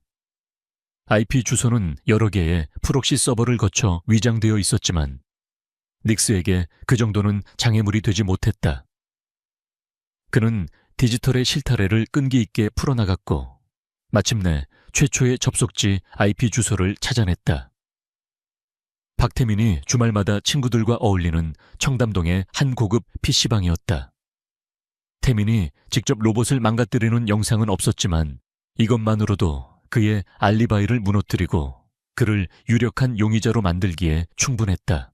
박태민에 대한 증거 수집을 마친 지훈은 두 번째 목표로 넘어갔다. 김미영 선생. 자신을 부당하게 판단하고 나락으로 밀어넣은 장본인이었다. 그는 교육청의 공식 문서 양식으로 위장한 정교한 피싱 이메일을 김 선생에게 보냈다. 2025학년도 교원 평가 관련 긴급 설문조사라는 제목이었다. 아무런 의심 없이 첨부 파일을 클릭한 순간 김 선생의 개인 컴퓨터에는 닉스가 만든 악성 코드가 조용히 설치되었다. 김 선생의 컴퓨터는 판도라의 상자였다. 지우는 그녀의 개인 재무 기록과 이메일 내역을 샅샅이 뒤졌다. 그리고 썩은 내가 진동하는 진실을 발견했다. 그녀의 계좌에는 몇몇 학부모들의 이름으로 거액의 돈이 정기적으로 입금되고 있었다. 박태민의 어머니도 그중 하나였다. 돈은 대여금이나 선물이라는 이름으로 위장되어 있었지만 입금 시기와 해당 학생들의 성적 향상 및 교내 수상 기록은 기묘할 정도로 일치했다. 명백한 뇌물 수수였다. 그는 모든 은행 거래 내역과 돈을 요구하는 듯한 뉘앙스가 담긴 이메일들을 안전한 클라우드 서버에 복사해 두었다. 이제 모든 재료가 준비되었다. 하지만 지우는 이 증거들을 익명으로 언론에 제보할 생각이 없었다. 그건 너무 시시하고 파급력도 약했다. 그는 단순한 폭로가 아닌 한편의 장대한 심판극을 원했다. 모든 위선자들이 가장 화려한 조명 아래서 스스로의 가면을 벗게 만들어야 했다. 완벽한 무대가 필요했다. 그는 학교 홈페이지를 통해 2주 뒤에 열리는 명성고등학교 개교 50주년 기념식에 대한 정보를 확인했다. 동문학부모 교육청 고위 관계자들까지 참석하는 연중 가장 큰 행사였다. 그리고 그 무대에서 박태민은 자랑스러운 올해의 학생상을 수상할 예정이었다. 이보다 더 완벽한 무대는 없었다. 지우는 기념식이 열릴 대강당의 시청각 시스템을 장악할 계획을 세웠다. 그는 며칠 밤을 새워 학교의 AV 네트워크 구조를 분석했다. 그리고 최근에 설치된 스마트 조명 시스템의 제어 프로그램에서 치명적인 백도어를 발견했다. 그는 그 통로를 이용해 기념식 당일 대강당의 모든 스크린과 스피커를 자신의 통제해 둘 수 있는 코드를 심었다. 이제 남은 것은 작품을 만드는 것이었다. 그는 자신이 수집한 모든 증거들을 한 편의 영상으로 엮기 시작했다. 영상 편집 프로그램에 타임라인 위로 증거들이 차례로 놓였다. 박태민 친구들의 허영심 가득한 채팅 내용, 시험지 유출 정황, CCTV, 로그 기록, 그리고 김미영 선생의 추악한 거래 내역까지. 그는 영상에 극적인 배경음악을 입히고 핵심 내용을 강조하는 자막을 추가했다. 영상 파일의 이름은 진실 베리타스이라고 지었다. 정학기간의 마지막 날 밤이었다. 지우는 의자에 기댄 채 완성된 영상을 마지막으로 확인했다. 화면 속에서 박태민과 김미영 선생은 환하게 웃고 있었다. 하지만 곧이어 그들의 위선을 벗겨내는 증거들이 폭풍처럼 휘몰아쳤다. 지우는 책상 위의 달력을 보았다. 개교 기념일은 이틀 앞으로 다가와 있었다. 완벽한 체스판이 짜였다. 모든 말들은 제자리에 놓였다. 이제 왕이 스스로 함정으로 걸어 들어오기만 기다리면 되었다. 그의 마음속에는 통쾌 함 대신 피할 수 없는 정의를 집행해야 하는 자의 비장함이 가득했다. 모두가 외면했던 진실의 심판관. 그 역할은 이제 보이지 않는 소년 한지훈이 아닌 해커 닉스의 몫이었다. 일주일간의 정학이 끝나고 지우는 다시 명성고의 교문을 넘었다. 학교는 변한 것이 없었지만 학교가 그를 대하는 방식은 완전히 변해 있었다. 그는 이제 단순한 존재감 없는 최하위권이 아니었다. 그는 친구의 소중한 프로젝트를 질투심 때문에 망가뜨린 파괴자이자 공식적인 문제아였다. 복도를 지날 때마다 학생들은 보란듯이 길을 비키며 수군거렸다. 그들의 눈에는 경멸과 약간의 두려움이 섞여 있었다. 선생들은 그를 못 본 척하거나 마주치면 노골적으로 혐오스러운 표정을 지었다. 하지만 그 어떤 것도 서준의 외면만큼 아프지는 않았다. 교실에서 눈이 마주친 순간 서준은 마치 유령이라도 본 것처럼 황급히 고개를 돌려버렸다. 그 차가운 거절은 지훈의 심장에 박힌 얼음 파편처럼 시리고 아팠다. 그는 자신이 왜 이 일을 하려 하는지 다시 한번 상기했다. 이 썩어빠진 위계 질서와 거짓된 평화를 부수기 위해서.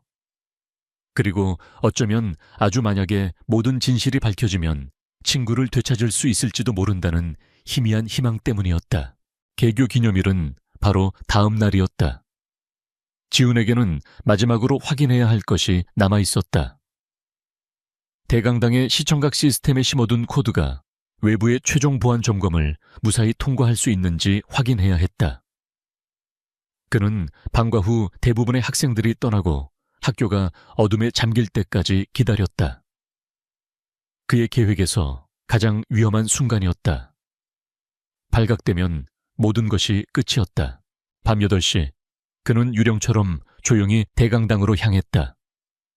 거대한 강당은 텅 비어 있었고 무대 위에는 내일의 행사를 위해 단상이 꾸며져 있었다. 그는 곧장 무대 뒤편에 방송실로 들어갔다. 낮에 미리 확인해둔 관리자가 자리를 비운 틈을 노린 것이다. 그는 방송실의 메인 콘솔에 자신의 USB를 꽂고 최종 진단 프로그램을 실행했다. 모니터에 수많은 코드들이 나타났다 사라졌다. 다행히 그가 심어둔 베리타스 프로그램은 다른 시스템과 충돌 없이 완벽하게 잠복해 있었다. 바로 그때였다. 복도에서 발소리가 들려왔다. 마지막으로 한 번 더 점검해봐야지. 내일 아침에 문제 생기면 큰일 나니까. 학교의 IT 관리자인 박 기사였다. 지훈의 심장이 쿵 하고 내려앉았다. 그는 재빨리 USB를 뽑고 방송실 구석에 낡은 장비 보관함 안으로 몸을 숨겼다. 좁고 먼지 쌓인 공간에서 그는 숨을 죽였다. 문이 열리고 박 기사가 들어와 컴퓨터 앞에 앉았다. 그는 내일 행사를 위해 시스템 전체 점검 프로그램을 실행했다. 지훈은 보관함의 좁은 틈으로 모니터 화면을 지켜보았다. 제발 그냥 지나가라. 시스템 점검 그래프가 천천히 올라갔다. 98%, 99%, 그리고 100%가 되었을 때 화면에 작은 경고창이 하나 떴다. 경고 식별되지 않은 스크립트 베리타스달 NX가 백그라운드에서 실행 중입니다. 지훈의 등줄기에서 식은땀이 흘러내렸다. 끝인가? 하지만 박 기사는 경고창을 보더니 혀를 차며 중얼거렸다. 에이, 또 이 스마트 조명 시스템 오류네. 새로 설치한 뒤로 자꾸 잡다한 버그가 생긴다니까. 그는 귀찮다는 듯이 경고 무시 버튼을 눌러버렸다. 그리고는 몇 가지를 더 확인한 뒤 불을 끄고 방송실을 나갔다. 지훈은 박 기사의 발소리가 완전히 멀어질 때까지 10분 넘게 꼼짝도 하지 않았다. 마침내 완벽한 정적이 찾아왔을 때 그는 조심스럽게 보관함에서 빠져나왔다. 그는 안도의 한숨 대신 차가운 공기를 깊게 들이마셨다. 가장 큰 고비는 넘겼다. 이제 되돌릴 수 없었다. 그날 밤 지훈은 자신의 방에 앉아 베리타스 영상 파일을 멍하니 바라보았다. 모든 준비는 끝났다. 내일 정해진 시간이 되면 이 영상은 수백 명의 사람들 앞에서 재생될 것이다. 박태민과 김미영 선생의 인생은 한순간에 무너져 내릴 터였다. 그 순간 한 줄기 의심이 그의 마음을 스쳤다. 이것이 과연 정의일까? 아니면 그저 한 소년의 치졸한 복수일까? 자신의 힘을 이런 식으로 사용하는 것이 과연 그들과 다른 점이 있을까? 그는 모니터 옆에 붙여둔 낡은 사진 한 장을 보았다. 작년 학교 축제 때 서준과 함께 찍은 사진이었다. 어색하게 웃고 있는 자신과 어깨동무를 하며 환하게 웃는 서준의 모습. 그는 이 단순한 우정을 잃었다. 자신을 유일하게 보이는 사람으로 만들어주었던 친구를. 이 모든 것을 되돌릴 수 있을까? 영상을 공개한다고 해서 서준이 돌아올까?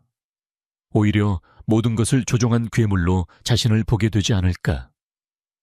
그의 머릿속이 복잡하게 얽혔다. 하지만 그는 고개를 저었다. 그는 박태민의 비열한 미소와 서준의 절망적인 얼굴, 그리고 자신을 향한 김 선생의 경멸 어린 눈빛을 떠올렸다. 지금의 평화는 거짓 위에 세워진 성이었다. 진실이 파괴적이라 할지라도 거짓된 평화보다는 나았다. 상처에는 소독이 필요하고 골마 터진 상처는 도려내야만 한다. 그것이 자신이 아니 닉스가 해야 할 일이었다. 그의 눈빛이 다시 단단해졌다. 그는 마지막 코딩 작업에 들어갔다. 영상 재생 프로그램이 단순한 타이머가 아니라 여러 개의 조건이 충족되었을 때 자동으로 실행되도록 다중 트리거 시스템을 구축했다. 사회자가 박태민의 이름을 호명하고 무대 위에 특정 조명이 켜지며 단상의 마이크가 활성화되는 순간 세상의 모든 스크린이 자신의 통제하에 들어올 것이다. 설사 누군가 자신의 컴퓨터를 끄거나 인터넷을 차단해도 이미 학교 서버 깊숙한 곳에 심어진 독립형 프로그램이 임무를 완수할 터였다. 그는 모든 변수를 계산했다. 마침내 개교 기념일 아침이 밝았다. 하늘은 마치 곧 쏟아질 폭우를 머금은 것처럼 잔뜩 찌푸려 있었다. 지우는 교복을 단정하게 차려입고 거울 앞에 섰다. 거울 속에는 여전히 왜소하고 조용한 학생 한지훈이 서 있었다. 하지만 그의 눈동자 속에는 모든 것을 끝내려는 자의 차갑고 흔들림 없는 평온함이 깃들어 있었다. 그는 가방을 메고 방문을 나섰다. 거실 식탁 위에는 어머니가 남겨둔 아침 식사가 놓여 있었다. 그는 잠시 그것을 바라보다가 아무것도 먹지 않고 현관문을 열었다. 학교로 향하는 발걸음은 이상할 정도로 가벼웠다. 그는 교문을 통과해 수많은 학생들 사이로 섞여 들어갔다. 이제 아무도 그를 주목하지 않았다. 그는 다시 보이지 않는 소년이 되었다. 하지만 오늘 그는 모든 사람이 자신을 주목하게 만들 것이다. 폭풍을 몰고 온 이름 없는 전령처럼 그는 조용히 대강당으로 향했다. 명성고등학교 대강당은 개교 50주년을 축하하기 위해 모인 사람들로 가득 찼다. 교복을 단정하게 차려입은 학생들 기대에 찬 학부모들 무게감 있는 동문들과 교육청 관계자들까지. 공기는 설렘과 자랑스러움으로 가득했다. 지우는 그 모든 화려함 속에서 눈에 띄지 않는 맨 뒷자리에 앉아 있었다. 그는 기계 속의 유령처럼 무대 위에서 벌어지는 모든 것을 차갑고 이성적인 눈으로 관찰했다. 맨 앞줄에는 의기양양한 표정의 박태민이 앉아 있었다. 그의 옆에는 부유한 학부모들 사이에서 환심을 사려는 듯 미소를 뿌리고 있는 김미영 선생의 모습도 보였다. 그리고 저 멀리 학생들 무리 속에 섞여 있는 서준이 보였다. 어딘가 상실감에 빠진 듯한 굳은 표정이었다. 지우는 조용히 시선을 거두었다. 기념식은 교장의 지루한 연설로 시작되었다. 그는 명성고의 영광스러운 역사와 정직 성실과 같은 가치에 대해 열변을 토했다. 그 위선적인 단어들이 강당에 울려 퍼질 때마다 지훈은 역겨움을 느꼈다. 그의 손은 주머니 속에 있는 작은 장치, 만일의 사태를 대비해 직접 만든 무선 킬 스위치를 만지작거렸다. 그의 심장은 폭풍 전의 고요함처럼 느리고 규칙적으로 뛰고 있었다. 몇 개의 상이 수여되고 몇 개의 축사가 이어졌다. 마침내 모두가 기다리던 순간이 왔다. 교장이 한껏 격양된 목소리로 외쳤다. 그리고 대망의 2015학년도 올해의 학생상 수상자를 발표하겠습니다. 뛰어난 학업 성취와 모범적인 품성, 탁월한 리더십을 보여준 학생입니다. 2학년 박태민 군에게 뜨거운 박수를 보내주시기 바랍니다. 천둥 같은 박수 소리와 함께 모든 조명이 무대 중앙으로 향했다. 박태민은 기다렸다는 듯이 일어나 자신만만한 미소를 지으며 넥타이를 고쳐맸다. 그는 수백 명의 시선을 즐기며 천천히 무대를 향해 걸어갔다. 김미영 선생은 마치 자신의 아들이 상을 받는 것처럼 자랑스러운 표정으로 그를 바라보았다. 박태민이 단상에 올라 마이크 앞에 서서 수상 소감을 말하려는 바로 그 순간이었다. 모든 일이 일어난 것은 턱 하는 소리와 함께 대강당의 모든 조명이 일제히 꺼졌다. 수백 명의 사람들이 웅성거리는 소리와 함께 강당은 순식간에 암흑에 휩싸였다. 단 무대 위에 조명만은 꺼지지 않았다. 오히려 시체 안치실의 불빛처럼 차갑고 창백한 흰색으로 바뀌어 어둠 속에 선 박태민의 모습을 섬뜩할 정도로 선명하게 비추었다. 그의 등 뒤 학교의 엠블럼이 떠있던 거대한 중앙 스크린은 칠흑 같은 검은색으로 변해 있었다.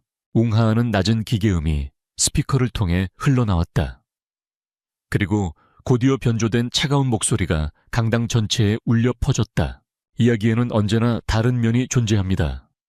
지금부터 진실을 마주할 시간입니다. 그리고 영상이 시작되었다. 베리타스가 재생된 것이다. 소리는 놀라울 정도로 선명했고 거대한 스크린 위의 이미지는 날카로웠다. 첫 화면은 박태민의 친구들이 나눈 메신저 대화 내용이었다. 그의 부정행위를 자랑하고 평범한 학생들을 서민이라 비하하는 내용들이 적나라하게 펼쳐졌다. 강당 곳곳에서 경악의 탄성이 터져 나왔다. 화면은 곧바로 태민의 완벽한 성적표와 그가 다니던 학원에서 유출된 시험 문제지를 나란히 보여주었다. 날짜와 내용이 소름 끼칠 정도로 일치했다. 그리고 마침내 로봇 파손 사건의 진실이 드러났다. 주말 동안 과학실 복도에 CCTV가 꺼졌던 기록, 그리고 그 접속 IP가 박태민이 자주 가던 PC방으로 추적되는 과정이 지도와 함께 나타났다. 강당은 이제 웅성거림을 넘어선 충격적인 침묵에 휩싸였다. 영상의 초점은 다음 목표로 넘어갔다. 김미영 선생의 얼굴이 화면 가득 클로즈업되었다. 그리고 그녀의 은행 거래 내역이 폭포수처럼 쏟아져 내렸다. 박태민의 어머니를 포함한 여러 학부모로부터 받은 거액의 입금 내역과 돈을 대가로 성적과 수상을 약속하는 이메일 내용이 화면을 뒤덮었다. 혼돈이 강당을 지배했다. 무대 위에 얼어붙어 있던 박태민의 얼굴에서 자신만만한 미소는 사라진 지 오래였다. 그의 얼굴은 공포와 불신으로 하얗게 질려 있었다. 그는 관중석에 앉은 부모님을 필사적으로 쳐다보았지만 그들 역시 창백한 얼굴로 굳어 있었다. 김미영 선생은 얼굴이 잿빛으로 변한 채 자리에서 일어나 무언가 소리치려 했지만 목소리가 나오지 않았다. 교장과 다른 교사들은 완전히 정신이 나간 상태였다. 그들은 허둥지둥 방송실로 달려가며 시스템을 끄려 했지만 모든 제어권은 이미 그들의 손을 떠난 후였다. 학생들은 숨을 죽인 채 혹은 자신의 스마트폰을 꺼내 이 믿을 수 없는 광경을 녹화하기 시작했다. 그 수많은 군중 속에서 서준은 망연자실한 표정으로 스크린과 무대 위에 박태민을 번갈아 보았다. 충격, 혼란, 그리고 서서히 차오르는 깨달음. 그의 눈동자가 흔들렸다. 그는 자신도 모르게 관중석을 훑기 시작했다. 마치 누군가를 찾고 있는 것처럼. 그가 찾고 있는 사람은 단 한 명 한지훈이었다. 맨 뒷자리의 어둠 속에서 지훈은 자신이 창조한 혼돈을 조용히 지켜보고 있었다. 그의 마음속에는 기쁨도 통쾌함도 없었다. 그저 모든 것이 끝났다는 공허한 안도감만이 존재했다. 정의는 비록 파괴적인 방식으로나마 집행되었다. 영상이 끝나고 스크린은 다시 검게 변했다. 그리고 잠시 후 그 위에 하얀색의 명조체 문장이 떠올랐다. 소란스러웠던 강당이 거짓말처럼 조용해졌고 모두가 그 문장을 숨죽여 읽었다. 점수는 학생을 정의할 수 있지만 인간을 정의할 수는 없습니다. 진정한 정의는 처벌이 아닌 진실에 있습니다.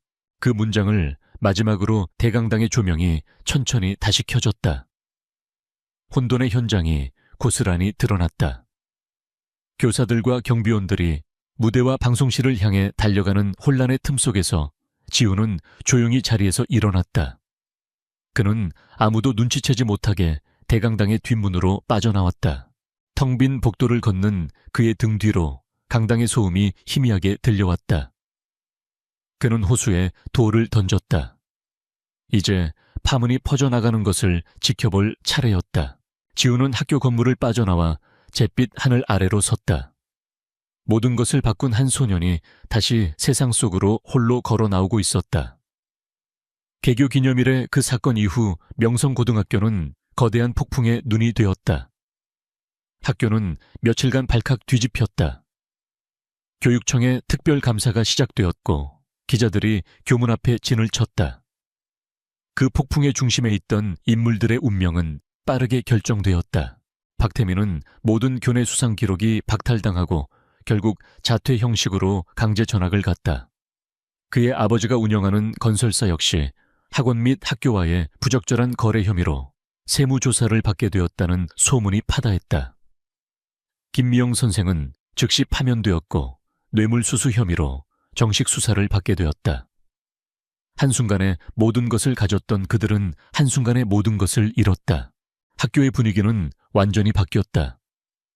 더 이상 아무도 성적이나 집안 배경으로 다른 사람을 함부로 판단하지 않았다. 학생들은 베리타스 혹은 닉스라 불리는 익명의 해커에 대해 수군거렸다. 그는 어떤 이에겐 정의의 사도였고 어떤 이에겐 두려운 존재였다. 하지만 그 누구도 그 영웅 혹은 괴물의 정체가 교실 구석에서 조용히 앉아있는 한지훈일 것이라고는 상상조차 하지 못했다. 그를 향한 노골적인 괴롭힘은 사라졌다. 이제 학생들은 그를 경멸하는 대신 알 수 없는 경외심을 담아 멀리서 지켜볼 뿐이었다. 사건이 있고 며칠 뒤 지우는 점심시간에 옥상에 올라갔다. 그곳은 여전히 그에게 유일한 안식처였다. 그가 난간에 기대어 잿빛 도시를 내려다보고 있을 때 뒤에서 익숙한 목소리가 들려왔다. 지훈아, 서준이었다. 그는 어색한 표정으로 지훈의 옆에 다가와 섰다.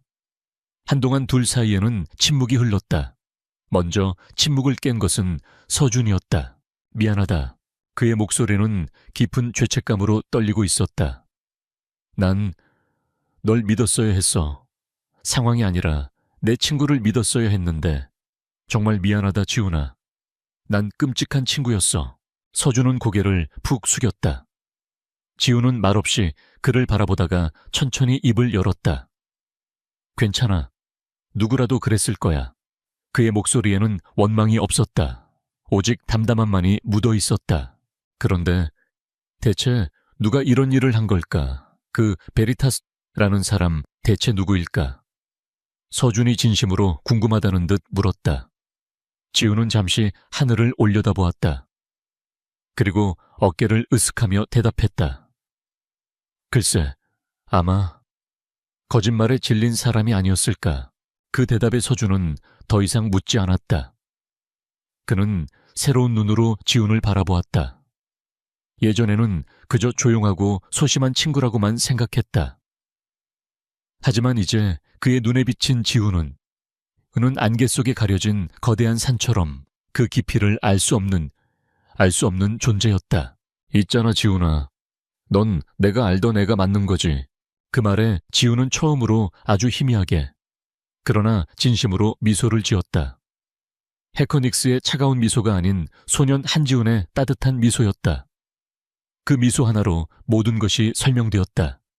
그들의 우정은 깨졌다가 다시 붙었지만 이제는 더 단단하고 진실한 기반 위에 서게 되었다. 그날 밤 지훈은 자신의 방 조종실에 앉아 있었다.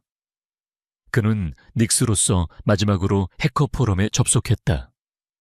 명성고 사건은 이미 언더그라운드 세계에 전설처럼 퍼져 있었고 그를 영웅으로 칭송하는 메시지들이 쏟아지고 있었다. 그때 한 비밀 조직으로부터 그에게 스카우트 제의가 담긴 메시지가 도착했다. 그들의 목적은 정의가 아닌 파괴와 혼돈이었다. 그것은 그의 인성에 대한 마지막 시험대였다. 그는 잠시 망설였다. 하지만 곧 그는 거절 버튼을 눌렀다. 그리고 닉스라는 이름으로 포럼의 마지막 게시물을 남겼다. 힘은 목적이 아니라 도구일 뿐이다. 나의 일은 여기서 끝났다. 그는 자신이 직접 만든 프로그램을 실행시켰다. 닉스로서 활동했던 모든 디지털 발자국 계정 서버 기록을 지우는 프로그램이었다. 수많은 코드들이 화면 위를 스쳐 지나가며 그의 과거를 지워나갔다. 그는 어둠의 신 닉스의 가면을 스스로 벗어던졌다. 얼마의 시간이 흘렀다.